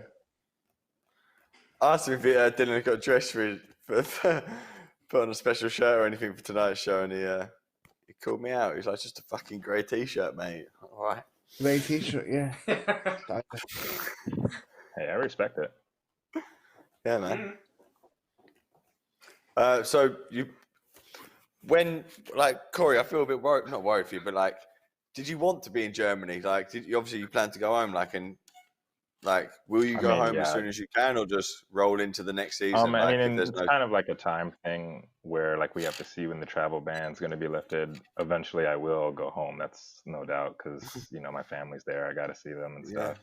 But I do at the same time feel safe here because I know what's happening in America, and things aren't as well off as they are here in Germany right now. So I can't be too worried because I am safe. I feel safe. Yeah. And is Ryan in Trier with you? Yes, he's also in Trier as well. Ah, cool. least you've got some. Are you allowed to? Are you like cohabiting together, or are you still like isolated away from each other, or what? I mean, You're like having. Germany's kind of opened up in a sense where like they're not as strict on the the rules of being away from people and stuff like that. So we do see each other when we go to the gym, and then like maybe once a week I'll go to his house or he can come to mine, you know. But we don't spend like excess amount of time together. But just we don't really think about it, you know. Yeah. You don't be on top of each other too much. Oh man, yeah. Germany's a safe place. Like I can see what, like he said, you feel safe there. I can definitely see what you mean. Like, yeah, they do things quite well in Germany, don't they? Yeah, Yeah, the so government aren't everybody idiots knows, in Germany. The government's actually all right. Oh no, it's turned into that podcast. All right, naturally, no, I'm not We're going to going talk about political. Oh god. Yeah, no politics, Dylan. That No can be for politics. another day if you Not want. You can have a until politics. not until next year when I figure out who our president is. Isn't The Rock meant to be enough of running that. for president? That'd be class. Well, there was a lot. I mean, there was a lot of people supposed to be running for president. Kanye Kanye at one West. point. Are you The Rock. serious? Yeah. Yeah, let's get away from politics. Correy, you said you played at the University of Illinois. I'm lucky enough to. I've been there once before as well for a training camp, and it's like one of the best places in the world, I think. Tell some young kids that might be watching. Tell them about it, like the opportunities and routines. So opportunity-wise, University of Illinois, they offer summer camps during the summer. Unfortunately, not this year, but you can log on to their site and get the information. There's 2 camps really, one for individuals, which is more of a all groups from like 7 to 18, right? All group skill levels and things like that. And then there's a second camp that happens the week after, which is more for your higher skill, higher development type of camp where you want to, you know, if you're higher skilled, you know. And both camps are run by a guy named Matt Bushy and Stephanie Wheeler. Those are the head coach, men and women, for the team. I mean, my time there, I've learned so much from them. There was a question earlier about coaches, if you don't mind me just putting my comment onto it about, I think the coach that influenced me the most was a coach named Mike Frogley, who was a coach prior to Matt Bushy, currently at University of Illinois. And Mike Frogley was the one that kind of taught me a lot how to read the game and defensive things like that, which is what I take pride in personally about my game, is my defense. And so I think he was the one, his mentality and his philosophy, as well as his coaching, I think, are my favorite, or, you know, for the question earlier. In my opinion, Mike Frogley is the greatest coach of all time. Oh, mine as well. Nice. Yeah, no shame. And his temperament is so well. At a training camp, his temperament is so calm and relaxed, and similar to yourself. Nice like guy, it's just, Does he get but heated ever? I would say, oh yeah. If you ever seen Frog on, I've never been so afraid of a coach than like when he would get mad at us, or like we would mess up, or even at practice if something happened and he just was not in a good mood. Like it was not fun because we were scared, you know. But it was a good time. Was you always scared when you went training under Mike Frogley, or just if you knew he was in a bad mood? I mean, was that like we just knew that we were just going to get better every day, just training with him, like the way he understands and reads the game, and everything he said, you know, was a teaching moment for him on and off the court. So yeah, he's a legend. But there's a guy called Lou Shaver. I've met him at Illinois. Lou Shaver, yes. He was coach of Southwest Minnesota State up in Minnesota. He was at the time of where, like when Frog and them were around, he was coaching back then. And his mentality, I actually was, I guess, honored enough to have him as a coach during a USA basketball camp.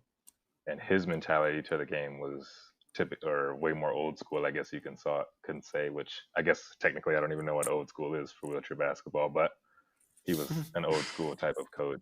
And so He was there at the he was start. just, yeah, he was just really hard on you, and he was just the type of coach that was just going to be yelling at you to get it in your head and get it right on the floor. He would throw in chairs and stuff, you know. He was that type of coach. He was a great guy though. Great coach. Yeah. He's actually got a book as well. Do you know that? I've heard that. It's called I've Damn heard that, Bunch yeah. of Cripples. Yeah. And he's I able-bodied recommend it. as well. I've heard recommendations. I've not read it myself, but Oh, you haven't read it? Cripples, Loose Shaver. You should buy it and read it. It's good. It's funny. But it's really interesting because he was there, like you said, like, you don't know what old school is in wheelchair basketball, but he is wheelchair basketball. Like, like when disability was almost not frowned upon, but, you know, like he was doing some crazy stuff, like driving trucks that are like frozen and it's so cold and they have to shovel snow out the way, and like people pissing in bottles, like for journeys. And yeah, it's a really, really good book to read if anyone likes basketball, just stories in general. Like, and it's really interesting because he's an able-bodied person that has no experience of disabled people, chucked himself in at the deep end, and then he learned some life lessons quick. But he also taught these guys that maybe felt a little bit sorry for themselves or whatever, like, oh, come on, you're disabled, but so fucking what? Like, come on, get over it. Like, and yeah, definitely a very influential person for wheelchair basketball thing. I'm not even from America, but I've met him once, and then I've read the book, and you can tell he's done a lot for the sport. Like, is he still alive? Do you know? I want to say yeah, but I'm not a Google, so. I'm not a Google. Yeah, guy's a legend. Yeah, that place is cool. And like, the food, like, I'm a bit of a fatty, but like the food there, like at the camp, I don't know if that's normal, but like there's always some like buffet breakfast to like help yourself yeah, to. Like, you were at the Illinois, right? So there was a dining hall that most kids got to go to during the course of the day, and yeah, every day was something different and amazing usually. And that wasn't just for the training camp. That was normal. That's like a daily thing at the university. Yeah, I couldn't have done it. I'd pretty fat anyway, but I'd be a beast if I was there. Like, the basketball would be the second hobby. The food at the dining halls were much healthier than like other places you go, like outside of the university, though, you know. In America. Is it a bit like were you there, Corey, when we went to Papendal to play the Dutch team? Yes. And it's a bit like that, much bigger, but a bit like how you can walk around, and it was kind of flipped, so you would walk in first and then slide your card, and then it was open cafeteria, get what you want, and then just go sit down and eat.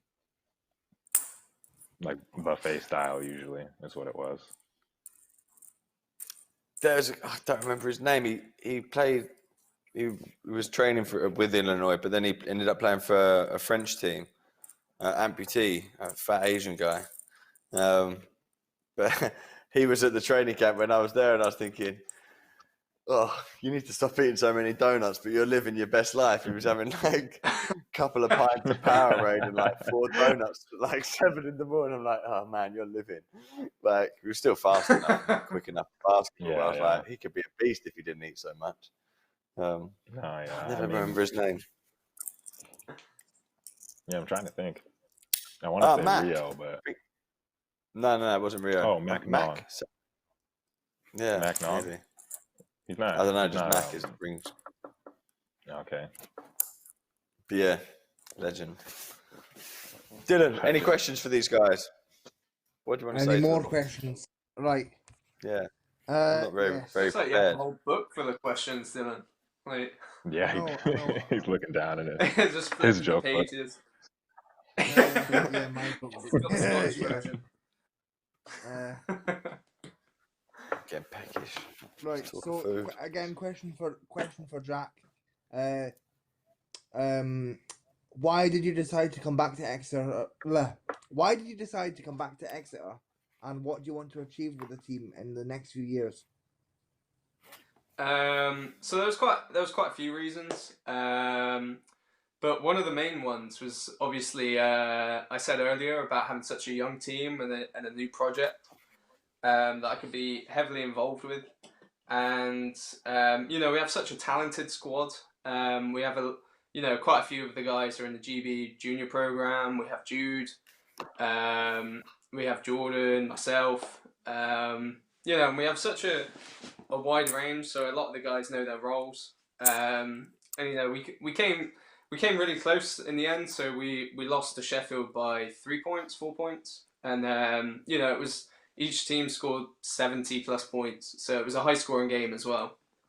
That's a good game. And at the end of the day, like, basketball is brilliant. Like, I love basketball, but it's something that it's not going to last forever.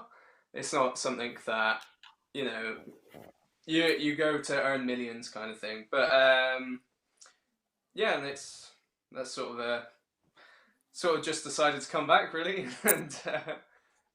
Help out at the Otters as well, and yeah. Give back. You've learned a lot, man. That you can Get back definitely and know a lot more than some of the coaches in Premier the League and then UK. go back to Europe anyway. Yeah, exactly. That's it, man. Get ours into Euro Cup. Yeah. I'm sure you could. Those pre-corona, they nearly did. Yeah. Yeah, we were close. still- So we had 3 games left, and if we would have won all 3 of them, we would have gone up, or we would have been in top 4. So we were close to it, that's for sure, and we were looking good. We'd be looking good. If you got into Euro Cup, what would you do about funding? How would you get funding and stuff to get into, to pay your We'd travel? find a way. RGK. We always find a way, so we find a way somehow. I'd ask Correy nicely, I think. Has Correy got millions? No, he don't. In his hair, maybe. Yeah, I'll sell my hair and then sell one wig for $1 million and I'll sponsor your Euro Cup trip. We just have kit tops made with just a huge picture of Correy on them. Yeah. That'd be awesome.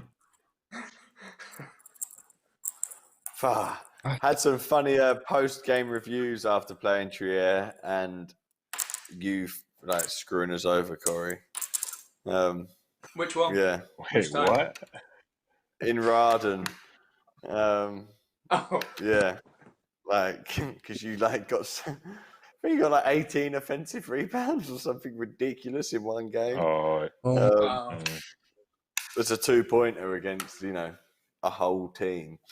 I think you had more offensive rebounds than we did defensive, or something ridiculous. When you have Mark Beiser and Gomez on there that are all really tall. Wait, yeah. Mark Beiser plays for Raden. Mark Beiser is not really tall. He sits really tall in a wheelchair. He is not really tall. There's two very he's different tall for things. someone that sits low. Yeah, he's definitely tall for somebody in a chair. Mark Beiser's Yeah. a legend. And Andy's Scottish. Mark Beiser plays for Londale right now, just for Yeah. the information. And for more, he's a legend, but he's not a legendary basketball player. He's just a legend. Best DB. No offense, Mark. Best DB. He's watching. Dylan, can I ask you something? What? Who's your favorite basketball player? Wheelchair basketball player? Wheelchair Keep in basketball mind, player. there's 3 basketball players. Yeah, keep in mind Yeah. I'm here. What, And, my favourite, or who do I think's the best? Both, because those are two Oh. different questions. Right. My favourite is Tommy Boomer. Okay, I like Boomer And too. then I think He's a good guy. this He's game, a I great get guy. a lot of flack from people for this, but I honestly think the best player in the world today is Phil Pratt. Oof. Yeah. I think That's the that's the one from GB. What class is Yeah. Yeah, 3. 3. he's a 3-0. he? Yeah. No, he's I pretty think he solid. needs to I've shoot seen him. more. He does, Mm. yeah. I think he can do it all, but if he had a little bit more. I think it's just because he wants to make the play look pretty, but I think he needs to shoot more. But He's I'm the no coach, best so- at dishing out assists. Like he averages. Yeah, that's like what I mean. 20 He's assists. sick at it. Yeah, Yeah. that's what I mean. But sometimes I think he needs to bang a couple of shots in. Yeah. Then I'm no coach. Well, why is Tommy Boomer your favourite player? What, or is he? You say he's your favourite person or your favourite player? Favorite player. Yeah. Favorite person, I honestly couldn't tell you because there's so many. But yeah, Tommy, my favorite player, just because like I remember when I first started watching like wheelchair basketball outside of GB, and he was always the first one that stuck out. I just always remember him like being so dominant for Landell, really fast, such a good shooter, and just No, yeah, he's incredible. definitely a key player for Londell. Yeah. Yeah, a good temperament Yeah. as well. Like you never hear And him he's say a been on word. that German good guy. squad since he was He's a like good guy. 16. He's a good guy. What did you say then, Dylan? Sorry. He's been on like the national team since he was like 16, like over like 10 wow. years. Yeah. Yeah, he's decent. He's laughed at me a few times. Like, got past me. I try and slow him down for a brief moment. He like laughs at me, gets round me, stops me, look back, laugh at me, and then push away. I'm like, oh prick. Yeah. He's got a good sense of humor as well. Like you don't see him trash talk, but he always has a laugh after the game. Yeah, I agree. Yeah. Oh. Yeah. JB. Not as good as Fortnite side though, I don't think, Corey. Eh? Hey, Yeah, I you play on saw the a side. Fortnite side in that clip. You know it.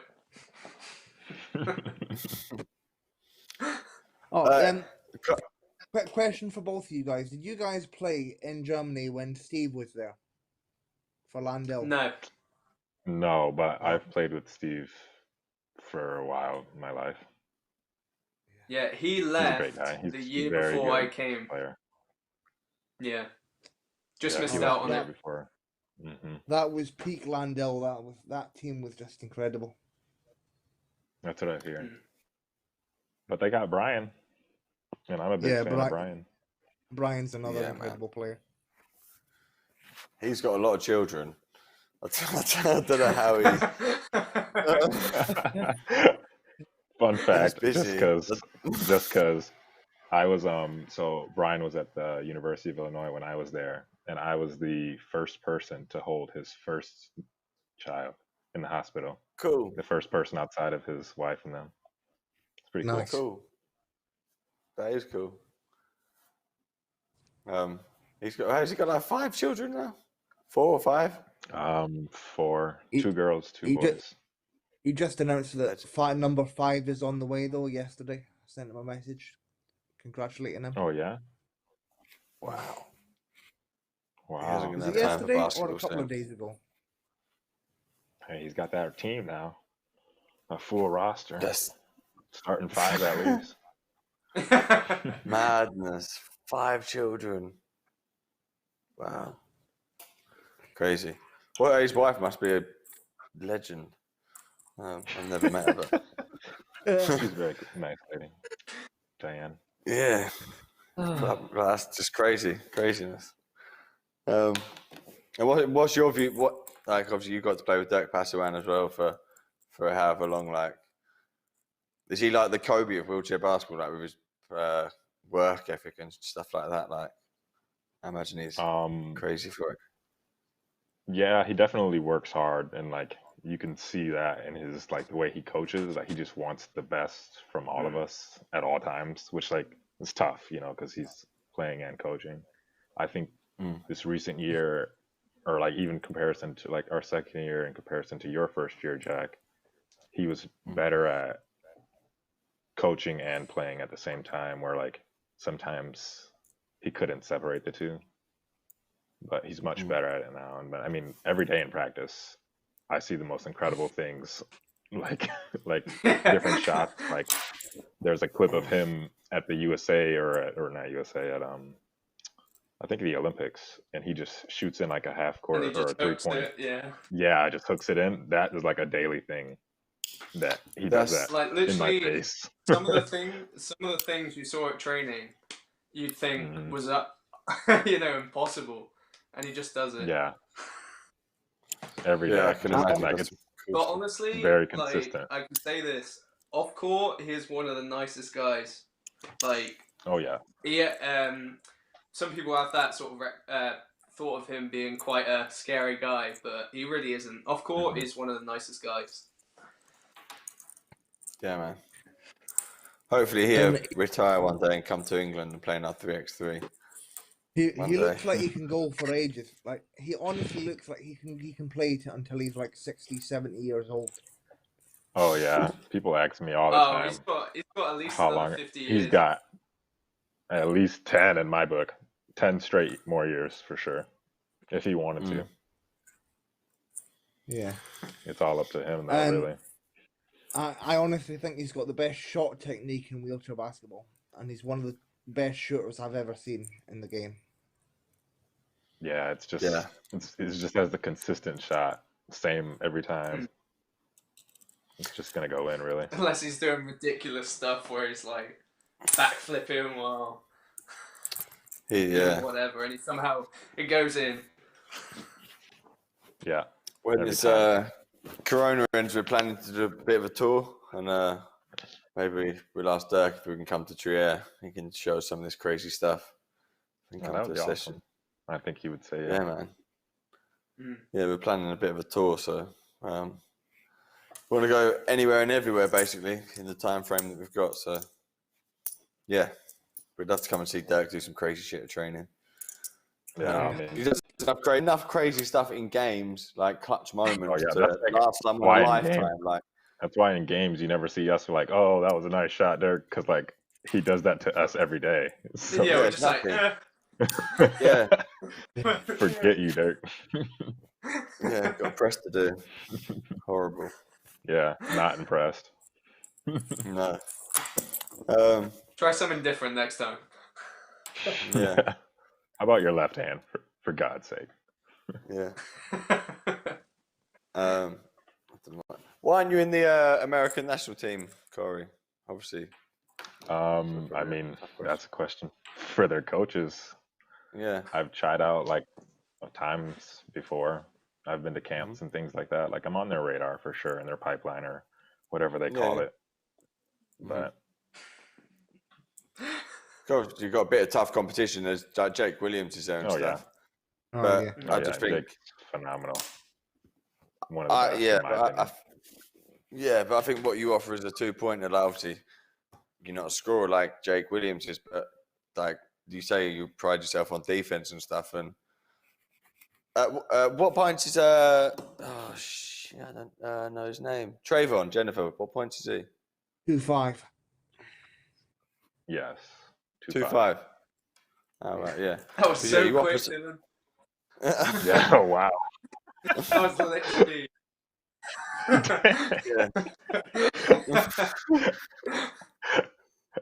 It's his job, isn't it? Yeah, man. I think you offer so much as a 2-point player, like unbelievable. Yeah, I'd have you on my team, definitely. If you ever want to come play in England, fuck off Dirk Pasiwan. You're welcome here anytime. We can't pay you, but no, he's coming down to Exeter. I've already had this Oh conversation. no! Don't even play in England. We've had this conversation. Don't even play in England. What the fuck is England? Come play for the real country, Scotland. The real country, Scotland. The best country. God's country. Oh, is it? That's what America says. Yeah. Nah, Scotland's the real God's country. That says it all, really. Say no more. Funny. Don't know what else to talk about, guys. I haven't got much planned for when Corey got here. We need a Corey highlight video, but I ain't got one of them. Just here chilling. He just is a highlight. That's what it is. He is the highlight. Yeah. Do you want me to tell you? I don't know if I really want to say this on air, but do you want me to tell you one of the reasons why we lost to Trier, apparently, and it was Corey's fault? And the reason that you could get more rebounds was because you're black. And I was like, are you lot taking the fucking piss? I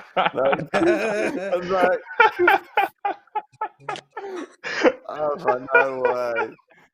I was like, did you not just say that? I was like, that is not the reason. It's like, because we've got 3 players that are boxing out, like, and he's very good. Like, That's he's so faster funny. than all of He us. said that is a viable It's reason. so funny. Wait, Oh, I missed that because I lagged out for a second. What do you say, Jack? don't need to repeat it. You'll have to watch it back on the All right, I'll ask on the Corey what live you said. stream. I'll tell you later, Jack. Um, Oh my god. unbelievable. And I was like, that's not why. Like, Hey, yeah, really funny. if you would have asked And me, I think I would have said the same reason right then and there. yeah. Oh man, that was a horrible game though. But yeah. Yeah, it's okay. Every game's Yeah. different. Yeah, man. We do need to get. I think it was 17 rebounds. I'm sure it was 17 offensive rebounds you had, or 17 collective rebounds, but like 10 of them were offensive, or something ridiculous. It's like, what were we something doing? like that. I don't really count my stats too much. Oh, I did. I was like, how's he doing this shit? But yeah, it's easy when you watch the video. It's like, that's how. There's no one in his way, and he's faster than everybody else. Yeah. Right place, right time. Exactly, and that's it. It's not just and that's what I was trying to tell them. It's not because he's just quicker and faster. Like he's like quicker than us, but he's in the right place and he's quicker than us. Like we're all sleeping, but yeah, enough of that. Some painful video sessions. Not at Hanover, by the way. That's That's in Rardon. like with Dirk being such a big threat, everyone's looking at him, and like we just snuck in behind, kind of thing. So you weren't worried about us. We had so my first year, I think it was against Cologne. We won, but Dirk only had 10 points, and then there was 3 of us on like 16 to 18, because they were like triple teaming him.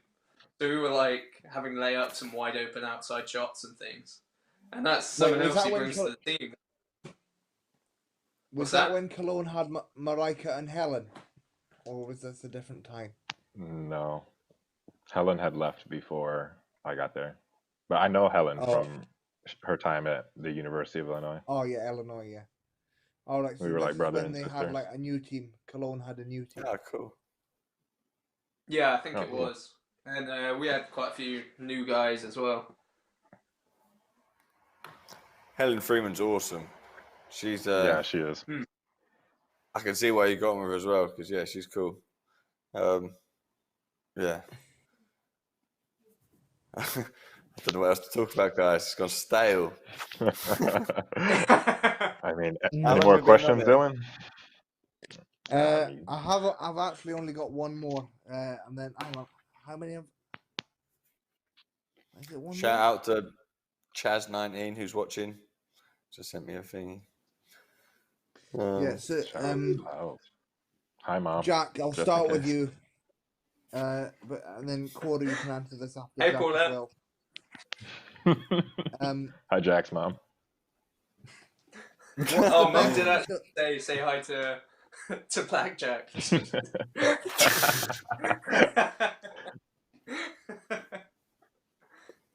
Awesome. Right, last question.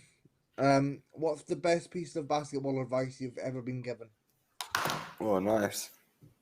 Ooh, that's a toughie. Man. I can really pick. There's so many. I can bits just of say advice. one off the top of my head.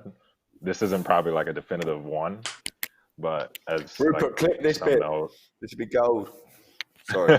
as some know that I'm kind of fast, and someone Kind told me of. that it's not about how fast you are, it's about how smart you use your speed, and that's something I've always stuck with me. That's why I'm shit, because I'm not fast and I'm not smart. Hey, I think IQ is important too. Very important. Yeah. Ain't got much of That's that why either. I'm fast on offense and slow on defense. Using my speed. Because it just stays in Busy offense. thinking about that that's why. shot. Yeah. Just stay in that half. It's just court, holding sit that follow there, through for the whole defense. For the whole Yeah, defensive yeah. play. Dylan, I do have a question. literally, I will get in a car and come Oh, to Scotland and play you 1-on-one if we're allowed Ooh. legally for a shooting competition. Like, I would love to play What's you your 1-on-one. question, Jack? Apparently, it's from Sam Lemon, and Oh, shout dear. out to the man himself. It's Oh. from me apparently, because it's on the YouTube channel I think, but you've just missed it, and apparently he's sad. But he said my favorite part of this season, or my favorite game. I mean, it's difficult saying a favorite, but the Sheffield one definitely sticks out because it really sort of clicked for us. I know we lost it, but you know, everything just clicked. The offense flowed. We were sort of really getting into the season as well, which was nice. But yeah, carry on.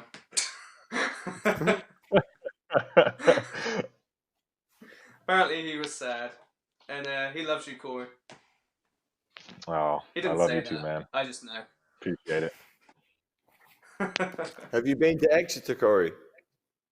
No, I haven't been to the UK. Only to the airport. 2 of them actually. Oh. I don't remember the name. Sorry, but that's it. Oh man, you have to make sure you do. Go see this beautiful area. Yeah. Oh yeah. I had plans to come visit before like the Corona stuff breaked out. Jack had mentioned something earlier about the 3-on-3 stuff, and hopefully I can sneak my way up there, get in a game or We'll 2. make time for you. Tell us when. We'll make sure there's a tournament. All right, good. We 'cause I can't need wait that to play trophy, right? basketball again. We Sorry? should all just have a massive sesh at High Rollers HQ after the game, after the tournament. You're welcome anytime. Well, Oh, I'm game. not yet, but yeah, we want to play. Like, is this the longest you haven't played a basketball game for since playing basketball? Like it is for me. Like it's the longest time of not having a competitive game ever. I retired last March, but yeah, it's the longest I've gone without training.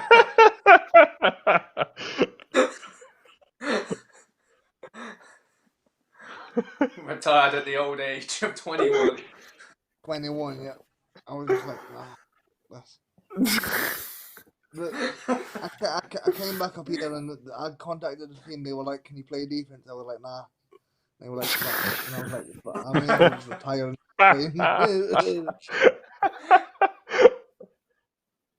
Oh, brilliant. Oh, Dylan. I'm telling you, you could never ever play for any team that I'm involved with. You're not welcome with this attitude towards defense. Just not cool, man. Right. That's not good. No, your attitude to the defense is not good. My attitude to You know what they defense should be say. widely accepted. Offense wins games, but defense wins championship. I tell you, like, see if my philosophy towards defense was accepted, wheelchair basketball would be a much better game, I think. People just Yeah, but outscoring there'd be you. no competitiveness. That's what it would be Not like. really. They'd be Everyone just be sat in offense. outscore people. Just outscore people. Yeah. Joel Bestwick. You get the 5-second violation. Joel Bestwick would love it. When someone scores, you'll have to run all the way back, and it'll be 5 seconds by then. Yeah, then everybody would just be cherry picking. No, there'd be a way around it. Just strictly offense basketball, just it wouldn't work. Do you like playing 2-on-2? Me. Anyone like playing 2-on-2? I don't know what that is. Oh, yeah, 2-on-2. I don't mind it. I wondered what you were Oh, saying 2-on. then. I was like, We've Yeah, I been a while ago. We were practicing like an able-bodied person and a wheelchair person, like 2-on-2. Because there's like the inclusive zone basketball and stuff, and that's cool. But it's sort of like have a go basketball, you know, like everyone touch the ball and then you're allowed to shoot. Whereas we want to like, and you can still set picks and stuff. And if the people that you're playing with, they have to be cool with, you know, running over each other's feet and stuff, and you know, possible alley oops, possible dunks, things like that. Like, could be you really just have to cool. wear steel. Yeah. No, they just have to No, man yeah, I up. always- Like, it's only a wheelchair. Yeah. That's what I mean. That'd be the skill of it. You'd have to be so good at it, you wouldn't run each other's toes over, and you would be like running for them. But yeah, Don't know. We'd like to try it properly. Dylan, find an AB friend that can dunk, and we're 2-on-2 here when we're allowed. Okay. Yeah, with your limitless range. Corey, in the last chat, Dylan I'll claimed that phone he up. has. Oh, sorry. Say again. Oh, no, it's gone. Who are you going to phone up? I'll phone up Michael Jordan. I'll be like, "Can you still dunk?"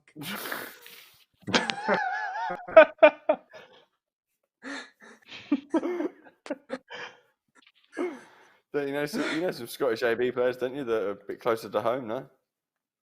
Yeah, I do. Michael actually, I know, Jordan. yeah. Straight in.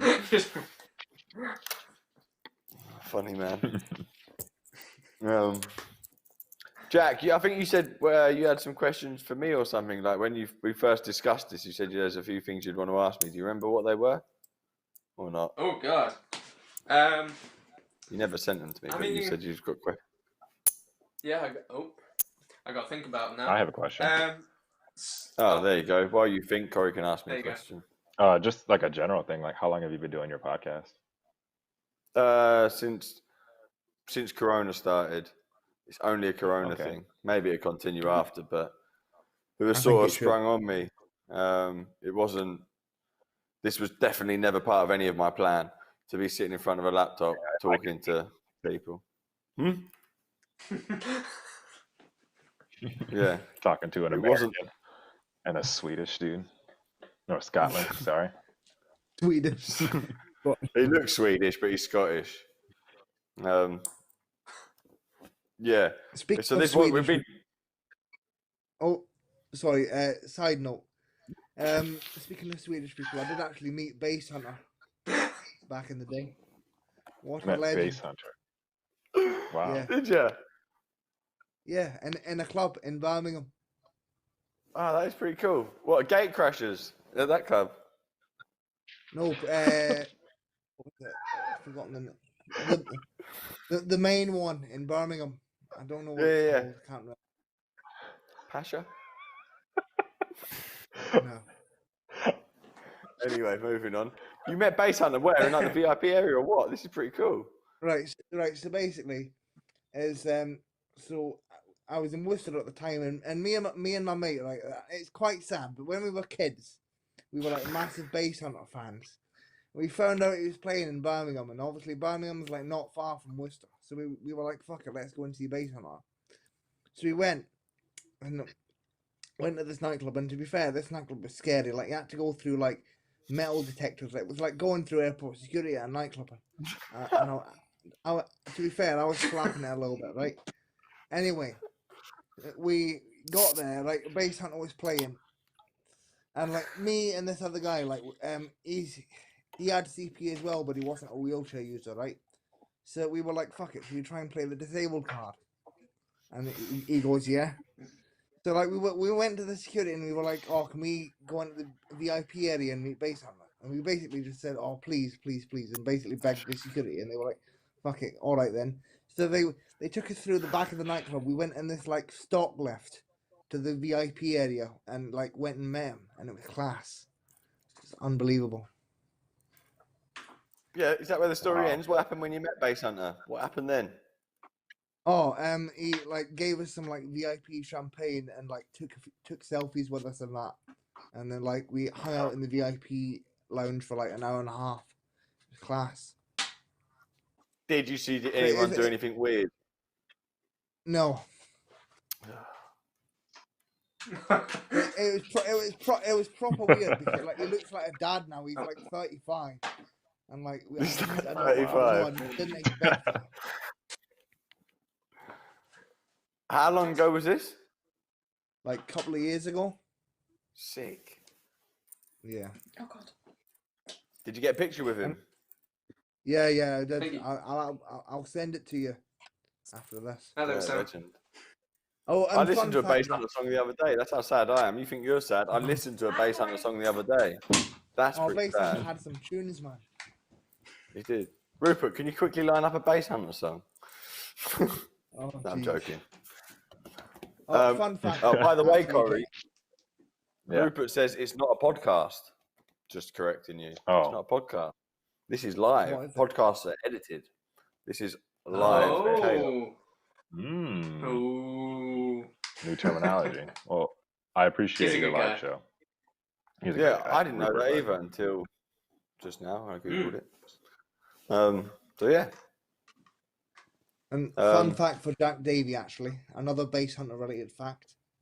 Is, It's just a Okay. bunch of fun facts. Right, Love it. This whole before podcast. It's just Sorry, go with ahead. fun facts. Yeah. Anyway, right before Corona, so me and my mate Josh, we travelled all the way from Edinburgh, all the way to Exeter, so I could go and commentate on a game, and Josh could go and play.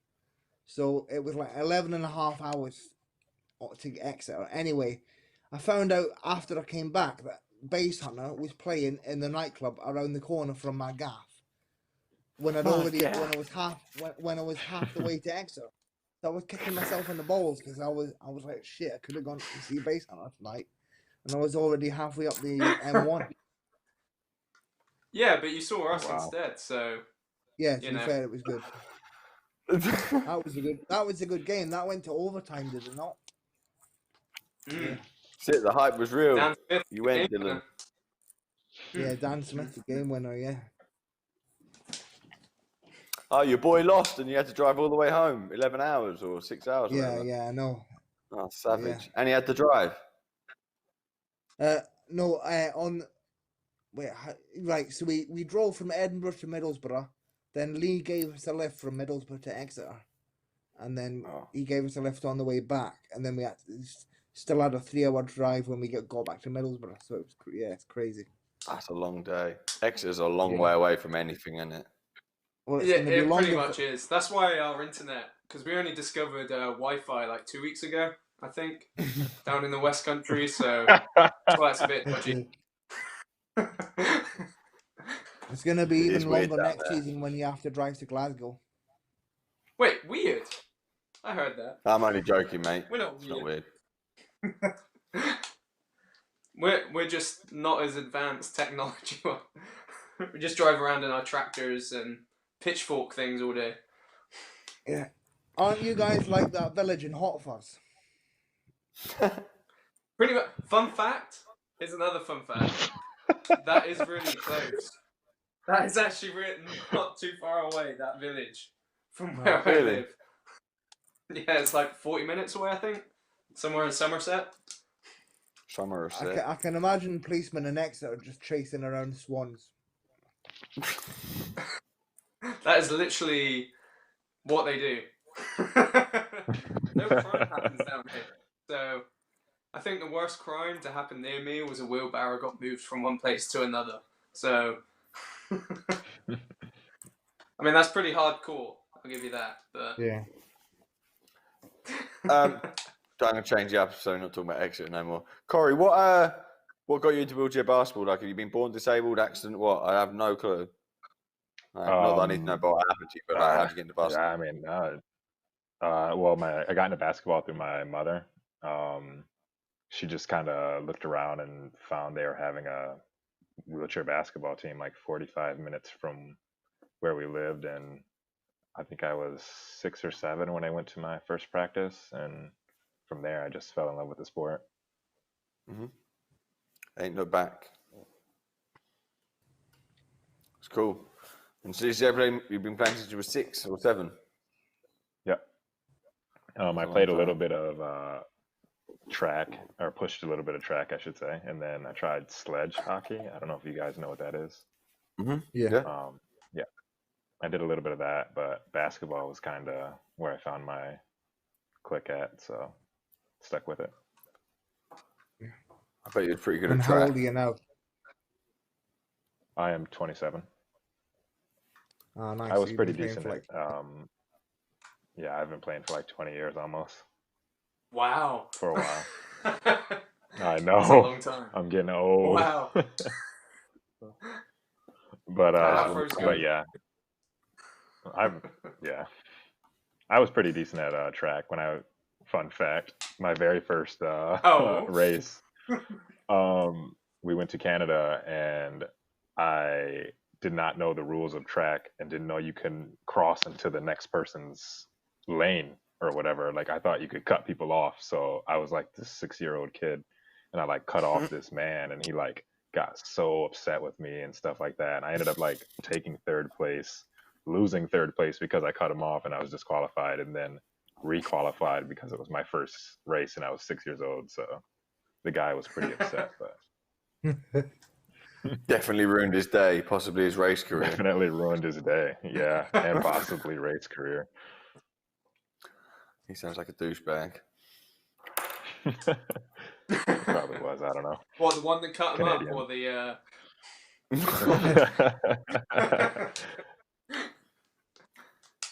Dylan, you got any more questions for these two guys?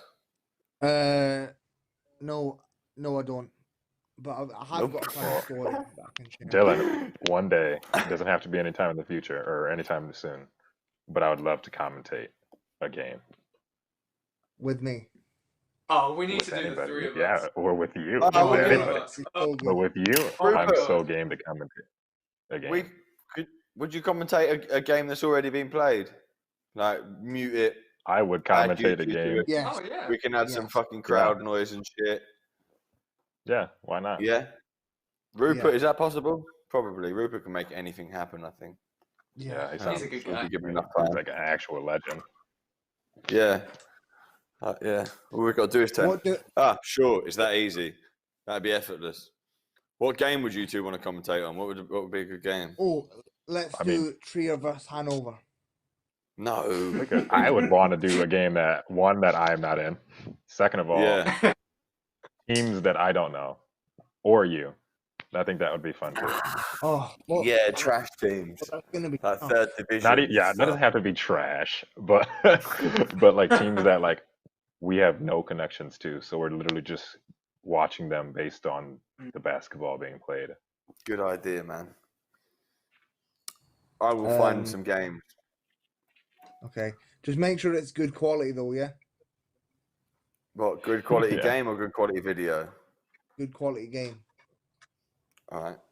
I tell you what would be good is I think Trying to there's do so. I think I shared it on my foot page about there was a game in the 90s or something and it had the full game. Oh, that would be I think cool, that's like old fun. school games. The as game well. from the Something really 90s. old school. Yeah, I think it was the 90s. Even earlier. Hold on. There's one. We played one on here. It was from the Atlanta. What year was that? That was 1990, was it? 96. I don't know. 96. We're trying to get Atlanta, JJ. You know Georgia. Jay Durante. Oh Sorry? yeah. Oh, No, I I'm don't. watching that one. Well, yeah, and also trying to get Troy Sachs on here as well, and he wants to do it, but Oh wow. JJ's done his test. He's ready to go, but Troy's up, like, I don't know if any of you got him on Instagram, but he like walks around mountains every day by the looks of it. Yeah, like, he's everywhere, isn't he? I'm not sure he's ready for a test call and stuff like that, but I could be wrong. Probably has Um, worse Wi-Fi than me. Yeah, Troy maybe, is probably not. coach in Australia, if I'm not mistaken, right? Yeah. You say the coach? Is he a coach? No, I don't know. but no. he's like the main. He's like the most notable guy from Australia ever. Okay. Like in terms of wheelchair basketball. Ooh, that's controversy. Yeah, that's a big right that's a there. big claim. Whoa. You got He didn't shot say all fun over fact the in out front of place. it, so I don't know if that was shots fired. No, Pow, that's pow, not pow. all due respect to the Australian guys, but I'd definitely say he's the biggest name. You got Kim Robbins, or as Corey calls him, Kim Possible. That's a good name. Impossible. Yeah, there's some great players from Australia. Like you say, Kim Robbins, Yannick Blair, Tom O'Neill Thorne, Sean Norris. Sure, Norris. But no one's as good as Troy, apparently. Hey, Dylan.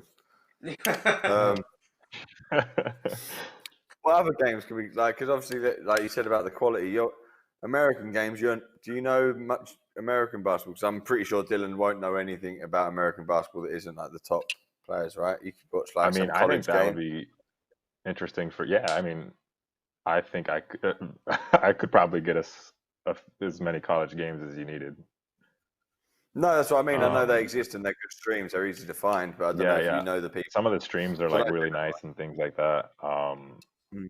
The teams are like definitely American style of basketball is different than European. Well, Germany is, from what I have to compare it to, is different than Germany, which I'm sure is different than the UK as well. very different. Have you ever played in the DK3, Corey? I have not. No, I actually was about. I wanted to last year. I actually, it was my first time hearing about it. I never really heard of it before, even though it's quite popular. But, Mm. but one of these upcoming summers, when I'm home and the schedule works out right, I will definitely participate in. Well, you have to get an invite to participate in some of them. Some of them you don't, but Some of them, yeah. Ooh. yeah, yeah. It should be open competitions myself, but Yeah. They're pretty nice. Like they move around the country, like different spots. I think they have like 3 total locations right now. yeah, and they're big prize funds as well for the tournaments. Like Yeah. a lot bigger than ours, Jack. So if you want to win some real money, you need to go play in the DK3, but you need an invite first. Can't just rock up.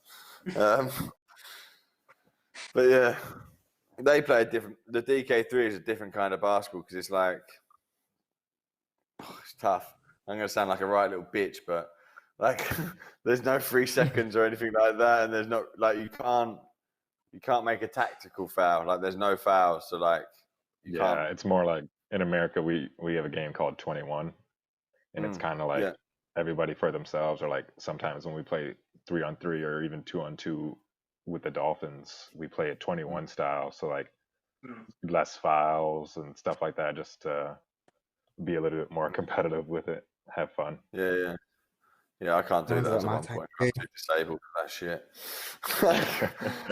I need the rules, man. I can't do that. I just get beat up. As Less I did. defense though, so you'll like that, Dylan. Yeah, Pardon? you're gonna love that. Oh I yeah, said less less defense, defense, yeah. so you'll like that. Right. But yeah, it would be Right, interesting I've got a to. random question for you guys. I've just Yeah. thought of one. Should there be a half-point classification? Yes. Dylan's trying to get his way into the What? Yeah. I swear to God, I'd probably be the first ever classified half-point. So my note to that would be, in America, like when I was a kid, we didn't have. I mean, I don't know how new half point system is here in Europe, but in America, like we didn't have that until pretty recently, and so like I've only known the point system without the half point, like when I first started basketball. All right, so what? Yeah. So it was just 1, 2, 3, 4. And as a kid, when I was a kid, it was 1, 2, and 3. All right. Only 1, 2, and 3. And like the kids division. What's your thoughts on AB's playing top level? You know, like Alexander Haluski. Like I know he's got a knee injury and stuff, but you know, like and I mean, he played He's one of not the best. AB. Definitely a mixed topic. In my opinion, if they're wanting to embrace themselves in our sport, like why shouldn't they not be allowed to? Well, it's sort of like, And like, you know, GB especially.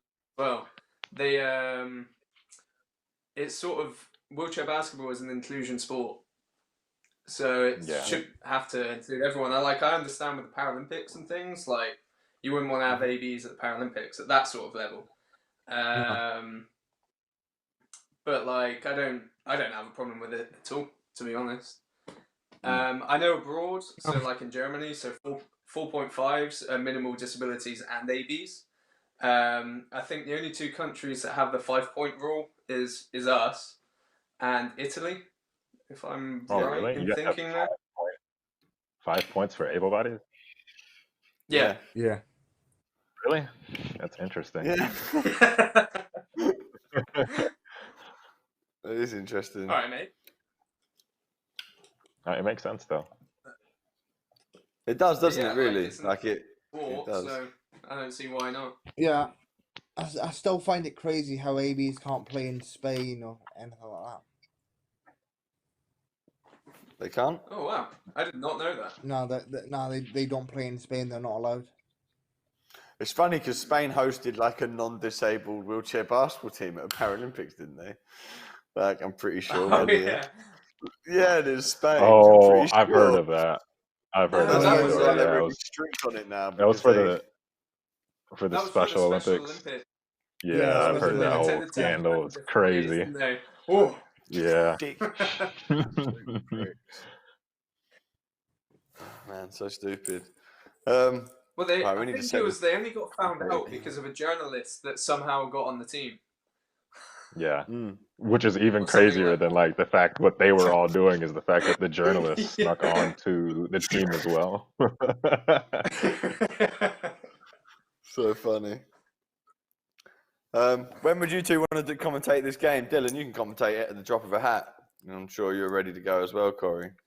Just got to find a game. I mean, yeah, just find a game and And we'll talk to each other. We'll figure it out. Yeah, yeah. And definitely. we could do it on this route. We can obviously do it on here, so we can have you two at the bottom, mic'd up, ready to mic'd up, you know, as you are. What do you That'd be guys funny. think of my commentary? Because I've had a mixed bag. Some people love it. A some mixed people bag. don't. Mixed bag. I think that's the best way to describe your commentary, to be honest. A mixed bag. I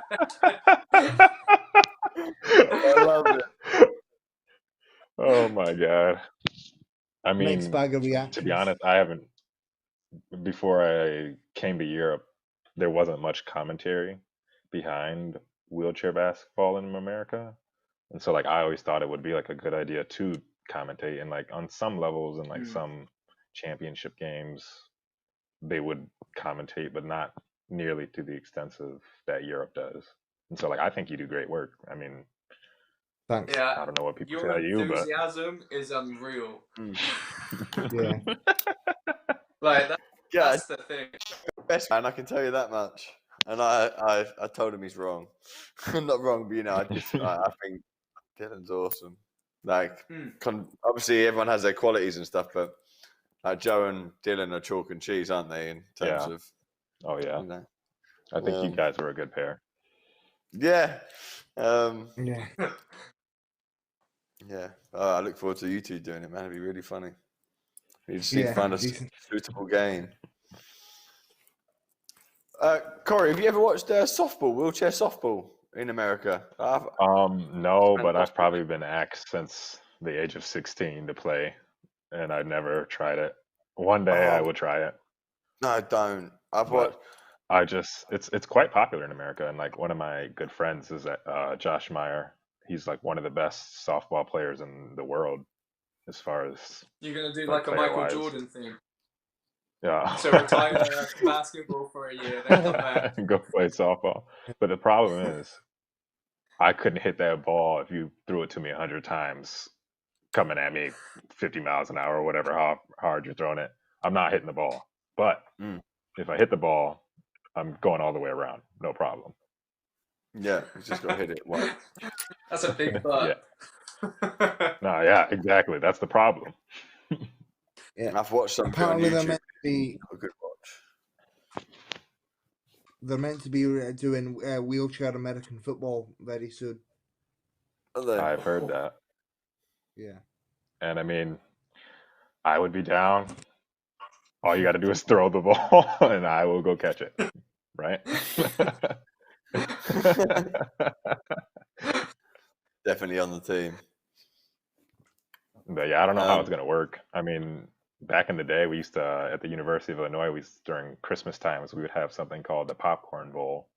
And basically, we would have a whole football draft and a whole day where we would just play football games against each other and different rules. And it was fun.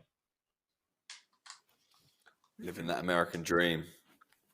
Living the dream right there. Fun fact. I Oh, started here we go. It's been a while. I started wheelchair rugby just before lockdown and played my first tournament. 100% record as a wheelchair rugby player. Oh, wow. What? Wait, Wait, so are three- you eligible to play? What does that mean? Rugby, yeah? 100% of for what? What? Win record. 100% win record, my friend. Oh, I thought you had to be disabled in 3 or more limbs to play. yeah. I think you have to So be there's- quadriplegic. That's for 4s. They've got this new new type called 5s, basically where 5 players play. But it's for like lower impairments. Sort of, Oh, so your 4-5s can play, your 4s can play and things. Played as the easy. same as Murderball. Pretty much. Oh, Yeah. that's interesting.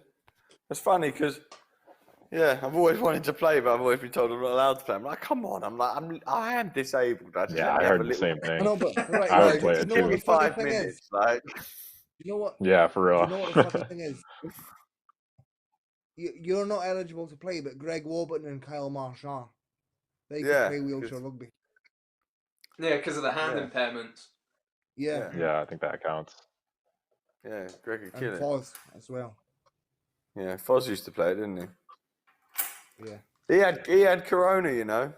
Foz, he Yeah. survived. Really? Oh wow. Oh my god. Yeah, he's all right though. He survived Jeez. it, thank God. Big oh, love God, for fuck Foz. corona. Legend. Yeah, absolute legend. What? His work ethic as well is like unmatched, really. Like the first time he played for GB, he was 38, I think, mid to late 30s, Yeah. right? I think something like that he Something played. like that, yeah. But like he'd been in the program for such a long time, and like he deserved it. That's for sure. Yeah, I got dropped Yeah. before he did in the run up to Rio, and I was like, yeah. I think I should quit. Like I've just been dropped for a guy. Like this guy hasn't even got any hands. Like I'm playing basketball. And I think I need to play a new sport. Like, oh god, I cut deep. That did. Yeah, it's fine. Not salty about it or anything up to this day. No, not at all. Not at all. You don't sound salty. No, I'm not. I'm definitely not. But that's just what I mean. I was like, right, yeah, no, I need to channel my energy into something else. Like, this is not for me. Not the GB stuff, anyway. I need to do something else.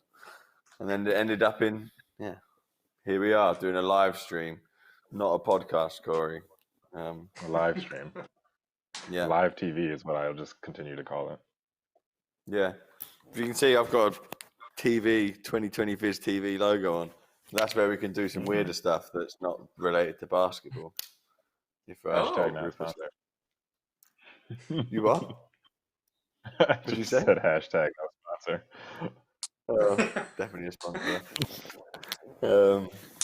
Hashtag rapping.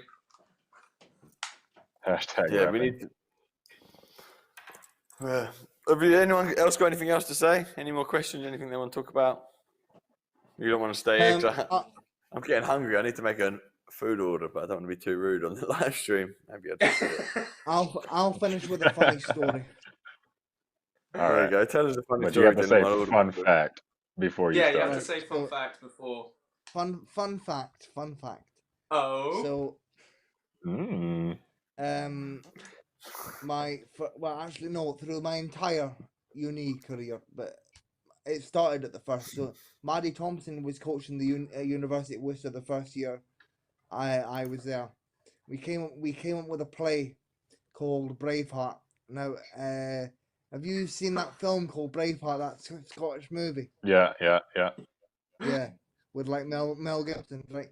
So basically, Yeah. Braveheart is basically all my teammates would like protect me, like they'd defend our 3-point line to stop anyone jumping out. They'd give me the ball. I just roll down there, make sure I didn't travel.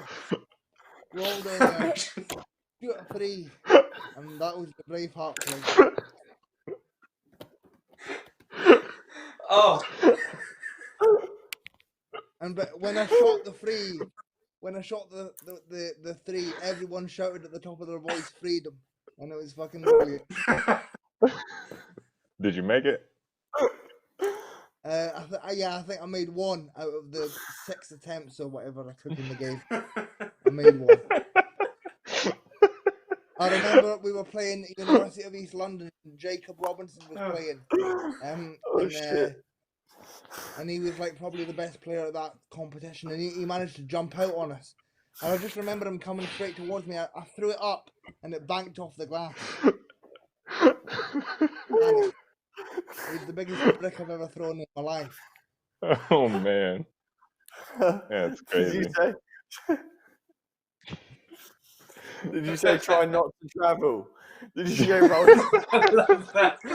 Yeah. I think the first time we ever tried to do it, I travelled and I was like, oh shit. And then Oh my god. Oh my god. That shit Oh, was you're making me cry. fucked up. Maddie was just on the sideline with her Oh man. and with her head in her hands. And I was like, oh, for God's sake. Oh, Wow. that's good. This has all been worth it, Rupert. Even if we never do a stream again, and that was all worth it. Yeah, Oh, that man. was I'm the definitely up best for fun another one fact for of the evening. Yeah, so feel free to steal that play if you want. But just always remember. Yeah, but we're gonna need to have you on the team. That's the thing. Yeah. Yeah, it's only when you're on the team. Yeah, that's Oh, the only that's way you good. can do it. Have you got any more funny stories, Dylan? You must have loads. Oh, I do have loads of funny stories, but I'm not sure if some of them are appropriate to be broadcast. Oh, you must have one that's appropriate to broadcast. That was hilarious, and that was very acceptable to broadcast. Oh, I'm trying to think. Oh, try not to travel. Biggest part of the play. Oh man. Yeah. He said you take the ball, you try not to travel. The fact that was part of it. Oh my. Yeah. Have you got any videos of that, Dylan? I'd love the Braveheart playing. Oh for yeah, that. I need. I'll have to message my uni teammates and see if they've got any videos. Yeah, get on that, man. That's got to be the best player of the season. Oh man. Please tell me they had some sort of like Rocky theme tune in the background. Oh yeah, the final Please countdown. tell me that was. What I'm something. hoping happens is, I don't know if you guys know or watch the NBA, but there's a video of a guy called Swaggy P. He shoots a three, and then he turns around and celebrates. and the shot rolls in and then rolls out. Yeah. Oh, Doesn't yeah, he claim he to goes have like ice in his veins or something? Yeah. Idiot. Oh, that was brilliant. Come on, Dylan. One more story. Go on. Come on, one more story for the viewers. Yeah. Or for just for me. Again, there was a game in Uni Champs. Me too. And we were playing against the University of East London at the time. And do you guys know Harry Blythe and Jacob Robinson? Yes. So they were easily the best two players in the tournament.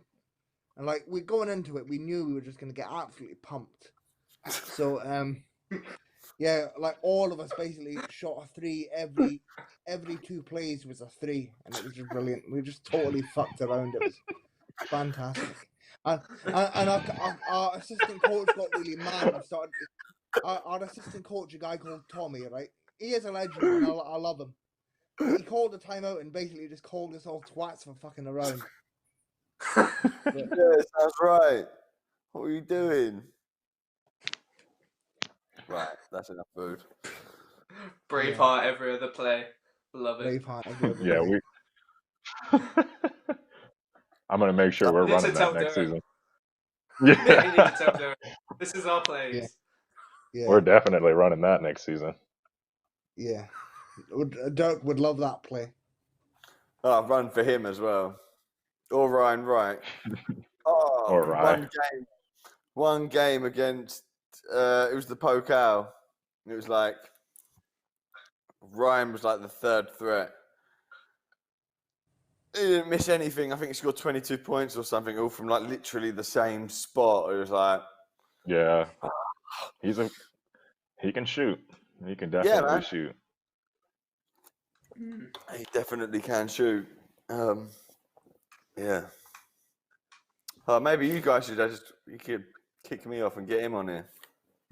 One day. Who would you like to talk with on here? Who would you like to interview on here? Oh, there's loads. Billy Bridge. He said he's waiting to get a laptop or something. He said he'd come on when he can get a laptop, but he ain't. He's going to ghost on me, as most people do. I think the big one would be Pat Anderson, Troy Sachs. That's out my bucket. That's Fun out my bag. fact. Mate. You don't sort that That's out. on the bucket list. Trying to think Fun who else fact. there from the women's side. Probably Rose Holloman. She's an incredible player. I think I know. The first time I met Pat Anderson, I was playing in a game and he was sitting on the sideline, and like I just had heard of him, just what people say, and so like I was going to inbound the ball, and so I throw the pass to my teammate, and then I turn around and then walk over or push over to Pat Anderson and just like shake his hand, like hi, introduce myself, like all while our game is happening. I was like, I just had to say hi, and then turn around and went back on offense. That's a J.R. Smith moment right there. What did he say when you were saying hi in the middle of the game? Well, he just said, "Hi, nice to meet you." He's a nice guy. And then I ended up playing him like the very next game. And so you went up and shook my his hand. assignment. Yeah, I mean, my assignment was to literally guard him 1-on-1 for 40 minutes. And so I think he had fun. I had fun too. So Yeah, how did that go? I mean, What was that like? Dude's incredible. I mean, it's definitely tough because he has so many different move sets he can throw at you, and like fakes he can give you, and so like I just do what I know I can do to try to keep him out or try to keep him from going a certain direction and stuff like that. And don't get me wrong, he still scored a lot of points, but like as far as what I needed to do to keep him out of the play or one out what type of situation, I mean, I was giving him a run for his money. Yeah, well, that's why I asked, because I imagine you've done a very good job. Like, defense is your thing, and you're pretty good at it. And not many people pride themselves on defense. I'm pretty sure. I certainly don't. Yeah, exactly. There's people like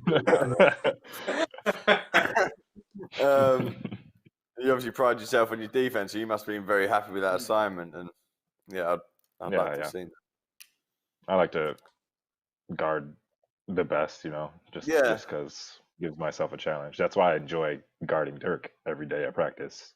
Yeah, just because the you practice should have seen that defense doesn't side get of better me and Correy.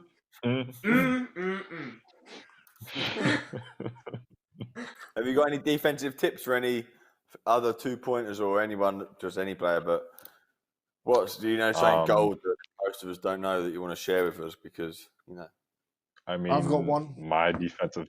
Oh yeah, please. Wait, what? You have a defensive. Right. 3 words. Fuck defense. Two.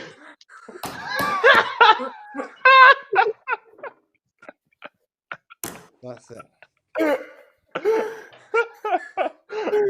Dylan, are you drunk or something? Where'd that come from?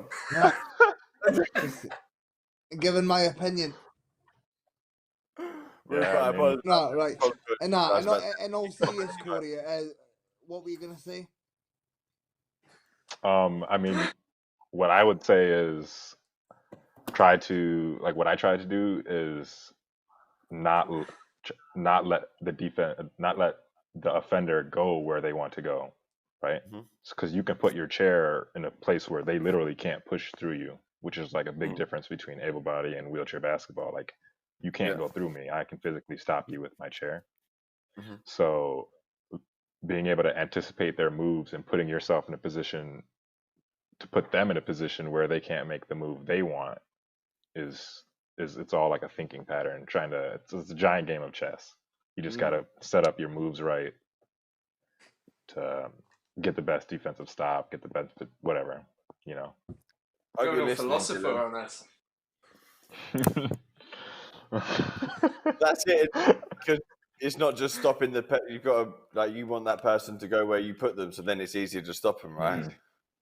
Yeah. I think I know how to do it, but it's all about And then communication is a big part, like knowing where, like me personally, when we're playing defense, yeah, I'm guarding one person, but I also know what all 4 of my players are doing and what all the other offensive players are doing. So like what I should be doing defensively to help them out on both sides, or if I'm on one side. Yeah. Yeah, it's The all about having that communication. mentality of you're defending a man and a half rather than just the one. Mhm. So you've got to know what's going on around you as well as that one person kind A of lot thing. of anticipation. A lot of anticipation. Yeah. And then, like you said, the communication with the rest of your teammates, that's the most important part of defense. Like, you can be really good at defending your one player, but the other guy ain't doing his job, or he doesn't tell you, so the pick's coming, it's no good. I mean, in Trier, And you then- like practice defense pressing in your warm-ups, right? Like before a game, or like you're going 2-on-2, and I Yeah. remember warming up thinking, fucking hell, they look deadly. Like, I ain't getting past Well, any of them. Like, And we're watching you guys stretch over there. yeah, that's what I mean. I'm like, oh, watching look you at guys in that. the corner. Like, I'm not going to be ready for that ever. No, but one more thing I would add on to that is something that a lot of people sleep on, and like I try to press to younger people getting into the sport is fundamentals and chair skills. That's probably going to be what anybody can do is get better on their chair skills, get better on their basic fundamentals of pushing, turning your chair, and all that will get better and then quicker in turn, and then that will help you grow defensively as well. Good advice. And also, we found quite good one defensive player, or quite a lot actually. Me and Corey, whenever we were on a side, used to commentate on what the other guys were doing. So like, there was one situation where this guy was just running, like wheeling around everywhere, and we're like, this guy doesn't know what he's doing. He has no idea. Yeah. We have used no to idea what he's say doing. what the other people were doing. Yeah, we would just commentate on what they were doing, just to give our. Yeah. We like to have fun. But also, there's no point just shouting 13, 13. I've got 13. Like, well done, you've got 13. Oh, Where is he? that's annoying as fuck. Like, where is he? What's he doing? What's his next move? Like, you just shouting Yeah. names and numbers and people don't. I don't think people realize when you start. Oh, you need to shout. You need to be loud. But it's like, yeah, but you don't just need to shout. You need to shout something. Like, You don't want to just have, shout. it's all about a defensive communication or conversation. Yeah, and it's with not your just teammates. Conversation. communicating. It's not just talking. It's listening as well. I think that's a big thing as well that people forget to do is actually listen to what people are shouting at you. Yep. It's like Dylan hates defense. You just don't listen. He thinks you're all trash. Let's give you the ball. He's still in the offense. I'm watching you I'm guys. halfway down the court, man. He's still watching the Waiting trouble. for Braveheart. Don't give him the though he ball in hasn't a got the fast ball. break situation because he will definitely turn it over with a travel by the sounds of it. Amazing. Oh, That's another thing. When we're in training and someone applies a press, it pisses me off, man. Especially when they've got me ball handling and I just can't do anything. I'm just like, piss off.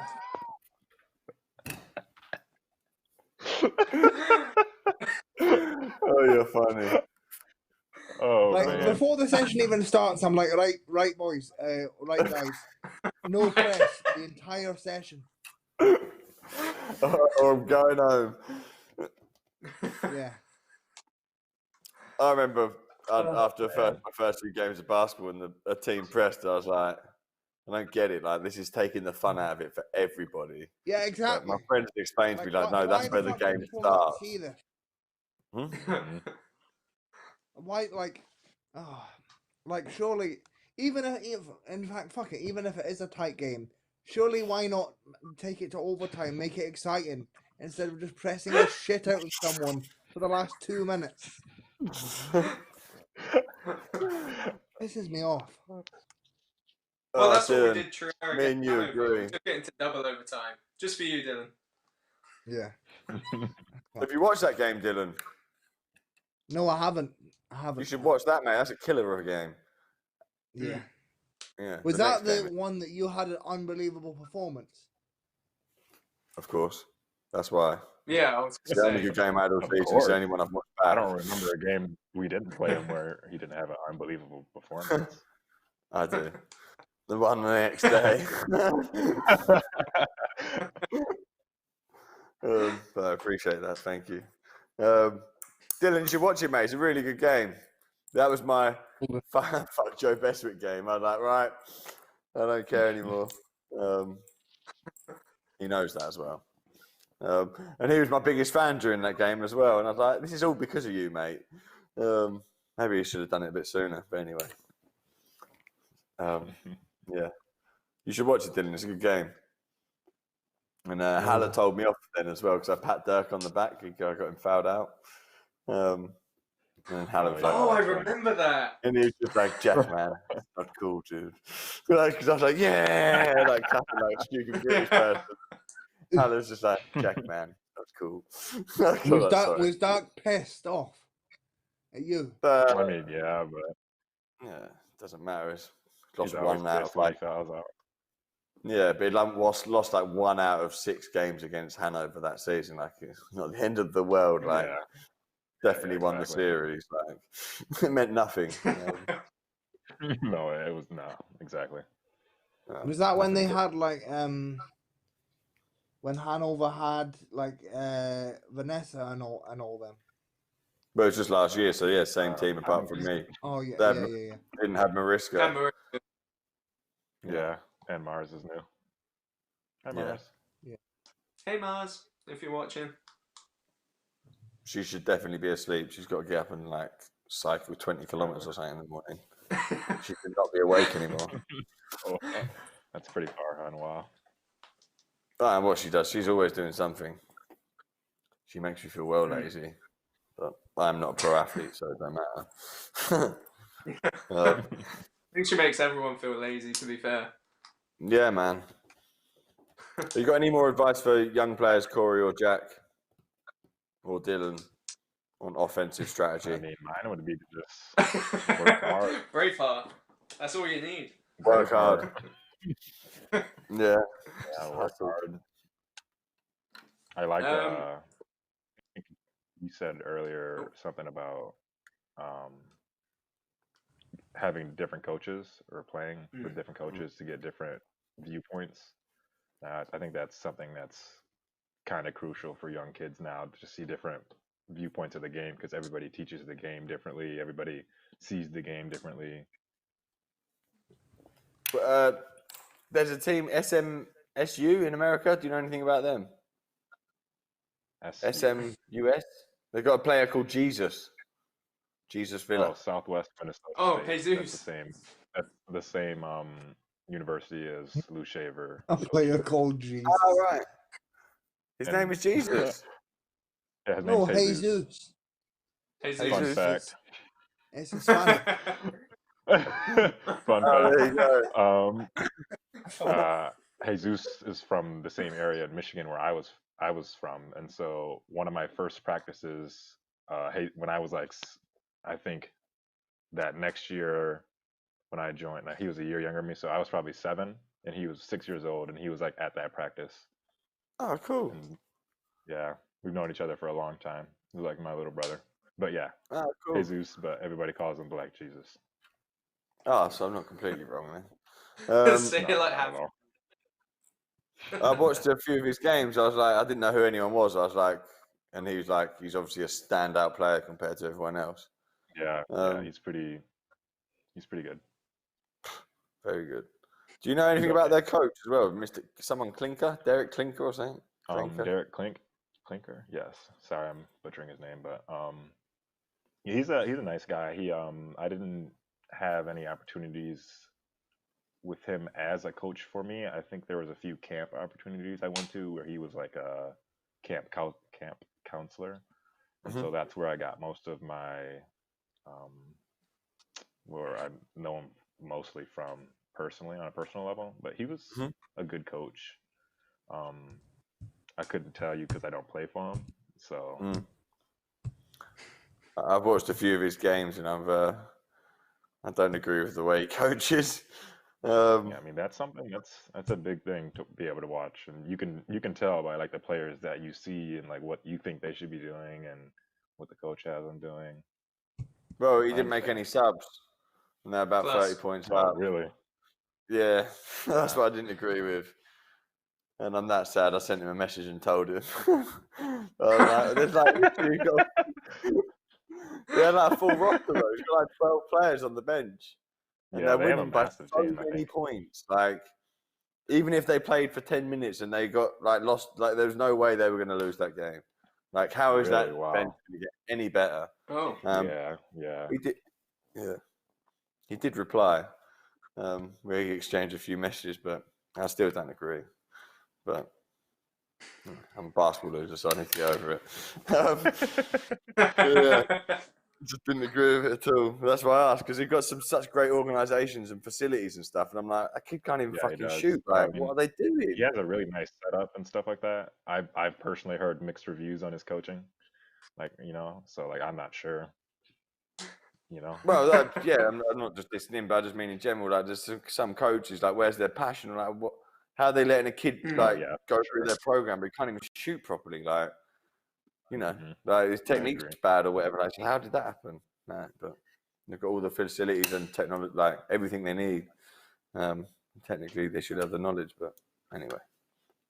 that's the thing. Passion for a coach is such a big thing. Like, if you have no passion, Yeah. then like, how are your players gonna react to that kind of thing? They're not gonna have the same Yeah. passion. Or like, how I see it is like your coach is how your players are gonna eventually turn out to be, kind of thing. Mhm. Because you're the role model. You're the guy they look up to. And if you Mhm. show that you're not interested at all, how is your team going to react to that kind of thing? Agreed, Like man. with Dirk, for example, he's a prime example. Like he has so much passion for the game, and he shows it so well, and that's how Mhm. And it came across to all of us. Like say as you must about him, he has passion for the game. That's for sure. Oh yeah, and I've definitely Yeah. felt my passion for the game grow since playing here in Trier, just because everybody Really? here is so passionate for the game. Yeah. It's cool, man. Like it annoys me when I see talented people that just aren't passionate, and I'm just like, you've got all the talent in the world. Like, why don't you love it? Nah, I don't have to though. No. Mm. Not everyone loves what they do, but some people are good at it. But I don't know. People that ain't that good, if they train enough, they can be decent. That's my theory, anyway. Where we at? Oh, it's nearly 10 o'clock. We started at we were late, like 20 past Wow. 7, maybe. And I guess this is why they do podcasts and why they edit them, so you can just sit and ramble and chat shit and then just edit Edit it down. What are you Hey, gonna order Ramble. from Deliveroo, Jack?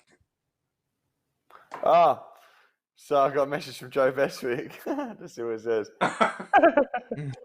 Joe, if you're still watching, I'd kick myself off so you can. He said he's had to stop himself texting me like 5 times to tell me I'm a prick. I love it. I like Joe. I like Oh. Joe's Very nice brilliant. guy. He's a really nice guy. He's brilliant. I can say that, huh? He's UK. Yeah, you can say Joe's They're brilliant. brilliant. I'll allow it on our stream. I love it. He says Dad was watching something bad on TV, so then he's turned this on, and then he's wanted to text me 5 times They to got tell one. me I'm wrong. Brilliant. I hope he's still there. But Oh no, I wasn't one of even my watching that favorite long till he memories of left Joe. again. So I met him 2012 at the school games, and so I played for England West and not England South, and I was the only one from the Southwest besides Ben Fox, if you can count that as the Southwest. It's not. It's technically not because it's not this side of Bristol, but that's fine. But their accents were all the same besides mine. And the first thing he said to me was, "Oh, you got that farmer boy accent." That was the first thing he said to me. And from then, I hadn't played against him in Londale, and yeah, back in the day. Yeah, he's funny. I want him Fun to come fact. back. I Joe, have a come lot of back. respect for Joe. The first time like I played against him, like I know he speaks English, obviously, but I had no clue his German capabilities. And so like he goes to like argue or say something to a ref and just turns around. Like after me and him are conversating, he turns around and just starts speaking fluent German. And I was like, whoa, like that's crazy. It's cool, isn't Well, it, he's when you been hear there, something what, come through? 10 years? Yeah, I think he's been More there a than while. that. Mhm. Yeah, it's more Understandable. than So that, I but think. still, for me, like for the first time seeing it, hats off to you, Joe. Yeah, and that makes you want to learn German, right? Be like, all right, I can do that stuff. Yeah, really. Learning Really? German is really hard. Like I'm doing it just now as well, but it's so difficult. You learning German? Well, here's a Joe? fun fact. Yeah. So, in school, I had the option of taking German or French, and I decided to take French, thinking I'm more likely to Me visit too. France, not knowing that I'd live in Germany in the future, kind of thing. I took Chinese. I should have took German. Big Chinese, did you? I did take Chinese. I took 3 years. Really? hmm Can you speak Fun any fact. You Chinese? didn't add Go fun on. fact, I mean, so it wasn't a shock. it's been a while, but I can say like basic things, like Ah, cool. basic things. Yeah. We wouldn't be able to survive in China, though. No, Oh, way. God, this stupid coronavirus from China. I want to play basketball, man. I've had enough. Yeah, I feel you. It's getting to that point, like, it's all like, it's a whole new thing that's happened. No one knows how to deal with it, but it's like, oh, come on now. Like, Yeah. it's over now. Like, let's move on. Like, that's not how it works, is it? I mean, like I said, here in Germany, like things are semi kind of going back to normal week by week. Things are opening back up, and restaurants and things like that are opening back up this week. Oh, do you know what? I can't Oh, wait till they Kartoffel open is in the opening UK. next week, by the way, They had a Corey, fire. if you didn't know. They What's had a that, fire, Jack? Sorry? Blah blah blah. Kartoffel. So it's one of my favorite restaurant in Trier is Kartoffel. One, because Kartoffel is potato, and two, it's one of the nicest places. Very nice. And that reopens next week. Oh, nice. Yeah. I sang. What for were I you one gonna cannot time. say, wait for that. Oh, sorry, say again. I was just saying that one time we like had a team dinner and I like sang for them, like our waiter. He was checking us out. Yeah.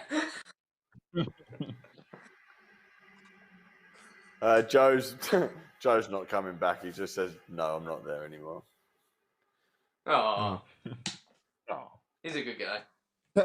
I tell you what, I can't wait for Nando's to reopen. fact. Oh my god, I am missing Nando's like crazy. You and me both, man. I'm looking forward to some few places Hey, opening. you're a lucky bastard. You live in Chelmsford. There is 3 Mackies open in Chelmsford, right? Greedy bastard, man. There is absolutely no Mackies open in Scotland whatsoever. Like, not even in Glasgow. I was Really? literally Really? prepared to trek across to Glasgow to get a Mackies, but it ain't even open in Glasgow. the McDonald's is never closed here. I know, I can't believe it. Nothing in the southwest either, Dylan. You're not alone. Don't worry. Jesus. Well, if it's any consolation, they opened those 3 McDonald's in our town, and it made the town stop. They had to get police to escort people in and out of the McDonald's because they're all Jesus. Wow. Wow. Yeah, but there's yeah, 3 and of this them is open. the worst. So- The virus is bad, but the effects it's having on people and what they're doing is the main problem. Like, oh my god. I know you haven't had a lot to do and stuff, but they sat in queues for like 3 hours to get a burger, and then get escorted out by police. So they didn't get robbed of their McDonald's. Some I crazy stuff. had What the hell? one of my mates from uni travelled over an hour to get a Starbucks. In Corona season. Yeah. Jesus. Sick. But there you got spare time on your hands. That's what I mean. But it's meant to be essential travel and all that. And like a mocha chocolate latte is not essential travel.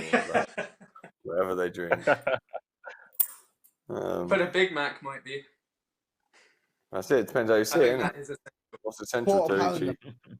Quarter pounder. Oh, Joe, we've got Joe for 5 minutes. Be interesting. Hit go. Okay, let's talk about. Hey Joe, He's a good guy. what's your favourite Mackie? What's your favourite meal cow from Mackie?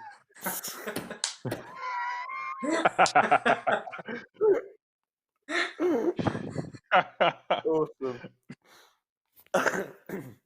I'll wait for his reply. Good question, Dylan. Got one of the world's best wheelchair basketball players, and you're asking what he wants from McDonald's. Yeah, one of the best. One of the angriest, definitely. Him and what's the guy from Zwickau called? The old guy, Pullman. They're like, Oh, Pullman. Oh man, that guy is. What a imagine guy. them two as your power forward. As your two forwards on your team, and you're one of the guards. Imagine that lineup. Oof, Yeah, that for would not be real. fun. Yeah, you bring out the best in it, Joe. Jeez. As much as we hate you, you brought the best out in me. That's for sure. Go on, Dylan. What questions you got for Joe? You said you had loads for him. Right. Yeah, let's go. Think of more. When's the last time you cut your beard, Joe? That's My question. a good question.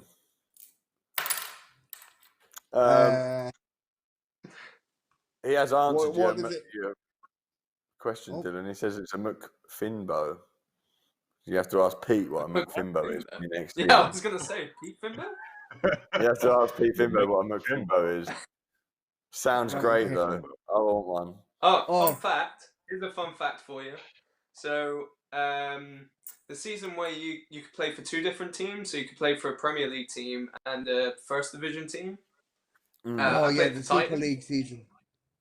Yeah, I played for Titans, and Haley came to watch, and she was eating some crisps, and she dropped one on Pete Finbo's head. You know, in the Aspire, where Yeah. you can stand on the top. She accidentally dropped one on his head, and he just looks up confused. Didn't eat it. I can't remember if he did or not.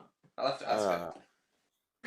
He probably did. All right, shall I steal one Probably of Pete did. Fimble's rhymes? And it took me ages to get this. Right? How high is a Chinaman?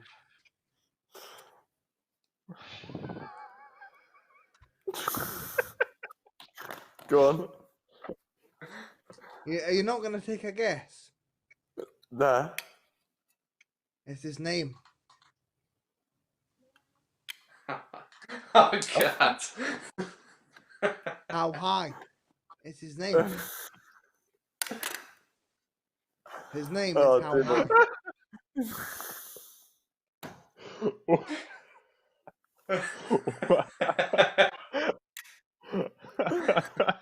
Oh, Dylan. Oh You God! got that from Oh Pete my Finbo, did you God. say? Yeah. It literally took me ages. It was his birthday the other day, and he said it was his first birthday since he was like very young that he didn't have an alcoholic drink with it, which I think is pretty cool. Oh wow. Congrats. And in answer to your question, Correy, Joe says he cut his beard 2 weeks ago and he did a shit job. Oh. So he I'm talking looks about like hard. clean cut. Oh, is it like I'm all talking the about, way, like, or? nothing. Yeah, I'm talking like when's the last time he didn't have a beard? Oh, Well, to be fair, when I met him, he had hardly any facial hair. No, really. Really short hair as well. Apparently, He when looked like Murray used to coach, crack like or Murray used to something. make all the boys shave their heads. yeah, he looked like a chemo patient. Oh, God's Oh, sake. Well, they all did. Bruh. Oh, That sounds like we dirt. might be about to be rudely interrupted by my. Oh no, I'm gonna have to leave, boys, in a minute. Is that Daisy calling? She cracking the whip. Nah, Deliveroo, mate. All right, what you ordered? Deliveroo. Oh, do I have to tell you? I don't really want. I've ordered like 3 pizzas. I'm on my own. From where? I don't even know what it's called. I can't pronounce it. I feel like we're just clutching at straws now. About what to talk about. Oh, yeah. Okay, I got to keep Joe interested. He'll leave. The angry wrestler will leave. Got no more questions for him. Joe, we were going to really try and troll you on this. Instead of like Dylan being there, we were going to like get you to come on. We're all gonna wear like- beards. And we were Yeah, all like a few funny ideas, but it's like, no, we can't. It was gonna be Joe funny. will just beat us up via the internet somehow. I don't know how, but He's fine. He's a good guy. yeah. And what does Joe think of my philosophy about defense? No. What philosophy?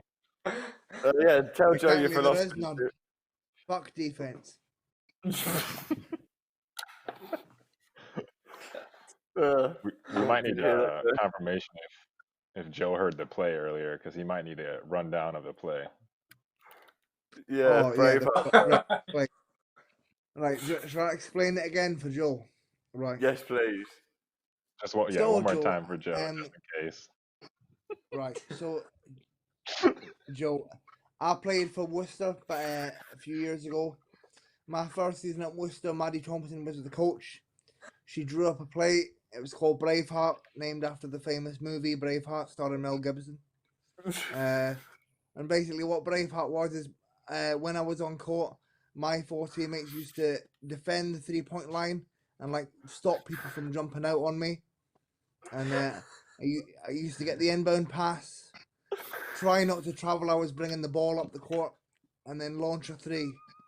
And I think I went like 1 from 8 in the game or something, or 1 from 6. But that one that I made, I was fucking buzzing. But that's the Braveheart play. You should try running it at Hanover. Oh god. Oh shit. Oh man. Oh, that's And brilliant. Joe doesn't. He says you don't want his philosophy.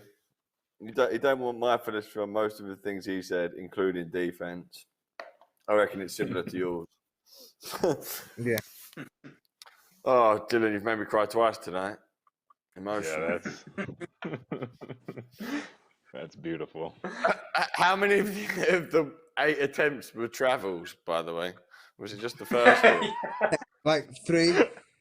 3? Fuck off!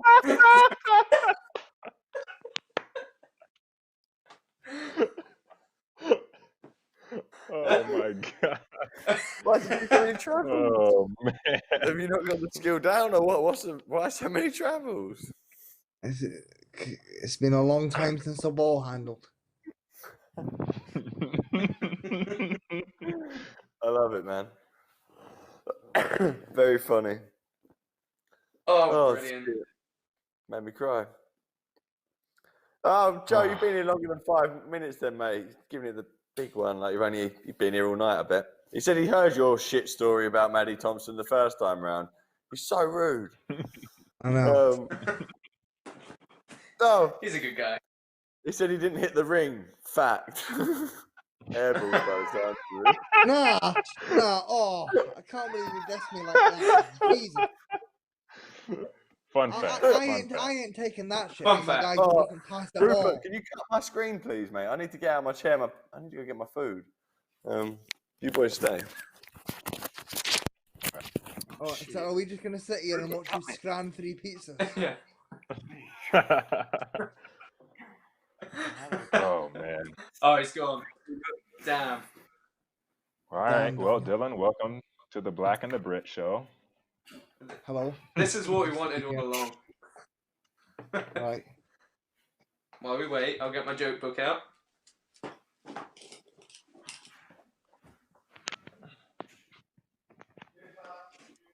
Nice hats. Very stylish. We got plenty Got a more. joke ready? We got plenty. Oh yeah.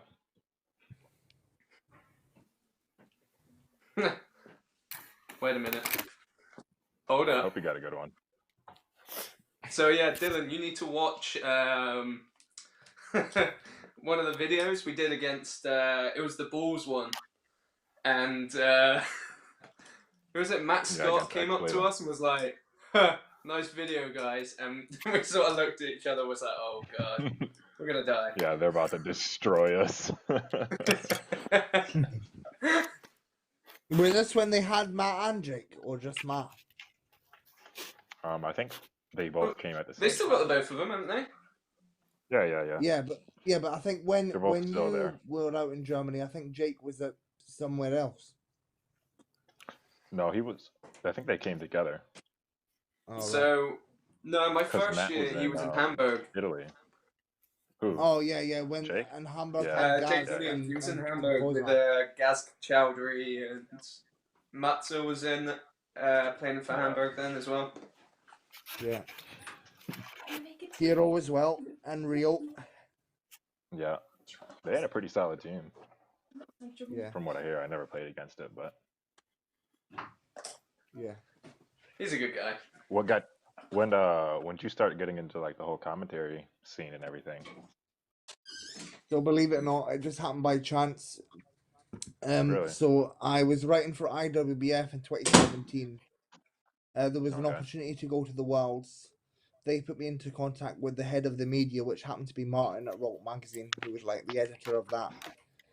And Okay. obviously, I told him that I was a writer and stuff like that, and I could write match reports. And then he asked me if I wanted to do anything else.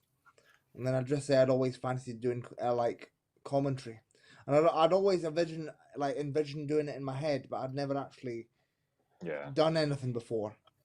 But yeah, so I went and done it and loved it, and literally my only like inspiration as a commentator was back in the day I used to watch wrestling, and I don't know if you guys know Jim Ross, the famous commentator on the wrestling. I've heard of him. Funnily enough, was he like lives down the road from me. Jim funny Ross. guy.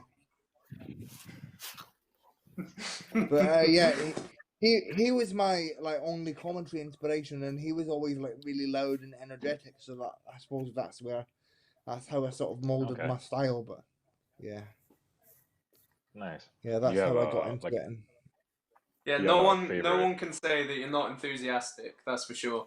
Oh yeah, this is very true. Like that's the Do you have a thing. favorite game that you've commentated?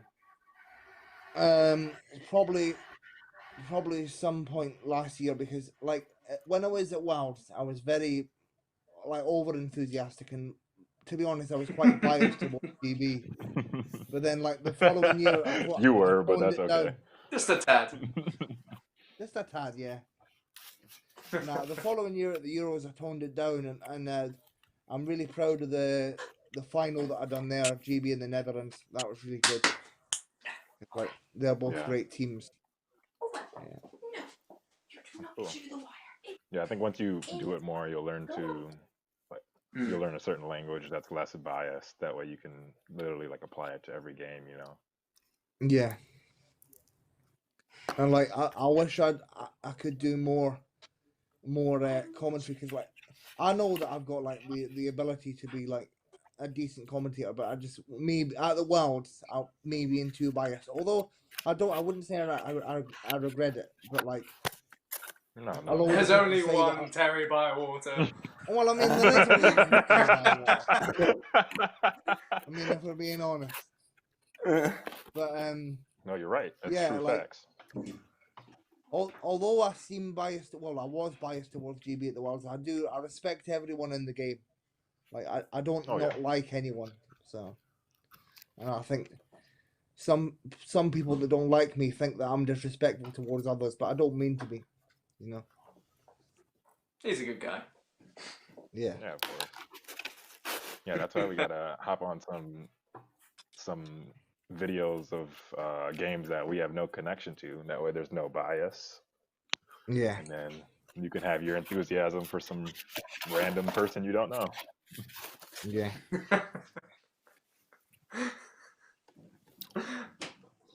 I am tuning into that, by the way. Oh, I hope so. Sounds good. Maybe you can be our special guest. Halftime show. Oh. Just me telling jokes. You got a joke? You got a joke?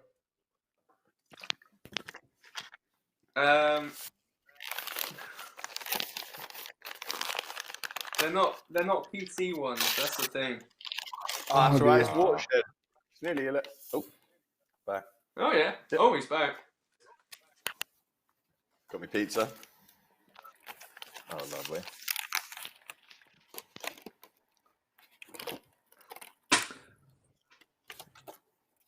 Oh no, bad PB that.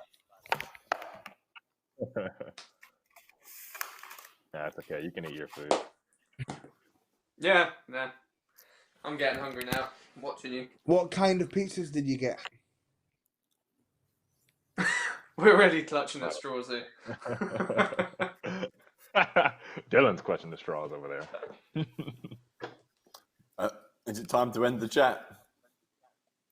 Well, not until you tell us what pizzas you got. So, good question. So, first one is a 4-cheese pizza. I've managed to Lovely. eat some before I come back. Next One one comes back with half of a box. is a Hawaiian pizza, which is a bit controversial. Managed to eat a Oh, little bit don't of that tell me as well. there's bloody pineapples on that, man. Massive What's bits of wrong it. with Look at that. people? Oh, Yeah. nah. Oh, it's I a like gammy that. hand. Love it. Not on pizza. And That's then not bad though. And I've got some then- chicken as well. I am so fat. I'm not an athlete in the slightest. And then I bought some. Yeah, mate, that's my food. yeah, But I cool. won't eat it now. I've done a little bit of eating. I'm good.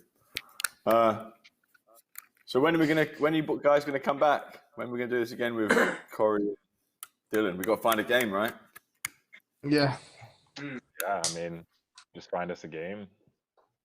I'll be commentating, I guess. I'll find you an SM. Oh no, you know that Villa guy. You can't commentate on one of his games. You could find I a reckon game. like something from like the Final Four, We can sort do of like like 10 years Oh, ago yeah. or something. One of the Final Four games, yeah. Yeah, that would be cool. Yeah. Yeah, anything. All right. We'll come up with something. And Rupert, I think you should let Jack and Corey just have a show on here as well, and Dylan as well. Less pressure on me then. I mean, I'm down. Yeah. It would help Sure, with Corey our is as video well. ideas, that's for sure. Exactly. That's what I mean. I think you should do it. And Dylan, what are you doing? Your poor grey t-shirt, ripping it to pieces. It's getting tired. Yeah, Spent too long with us, that's what it is. Yeah. yeah. I mean, we don't want to put you to sleep, Dylan. We're sorry, but you know, I mean, All right. I think we should end it, and we're not just because I've got my pizza, but for other reasons. But I think we should end it and then make a Yeah, plan right. for the next one. Jack and Corey, not Jack and Corey, Dylan Yeah, and Corey. definitely. yeah, And definitely. if Definitely. Rupert allows it, I feel Jack and rejected Corey. now. No, Cheers. Rupert. That's alright. Jesus. Cheers for an entertaining evening, boys. Thank you Yeah, very much. thank you so much for Yeah, it's Rupert, been you going to great. end on a video or anything like that? Just so we know. You're See you in like 5 minutes, Corey. Yeah, probably. Debrief. We'll find a game. No, we just All right, play a lot of Rupert. video games. Yeah, thanks for your time, Corey. Thanks for your time, Jack. Thanks for your time, Thank you. Dylan. I appreciate Very it. And Rupert, again, thanks for letting us do this and ramble on and put up with our Yeah, crap thank you. and give us a platform for Yeah. Cheers. crap. Paul Rupert's been listening to our shit for like 3 hours. Hey, you got to hear great fun facts. Aye, fun fact. Yeah, that was a lot of fun Stories. facts. Braveheart. Braveheart. You're throwing up gang signs, Dylan. What are you doing? Oh, 3 sides. Is that the gang sign for Braveheart?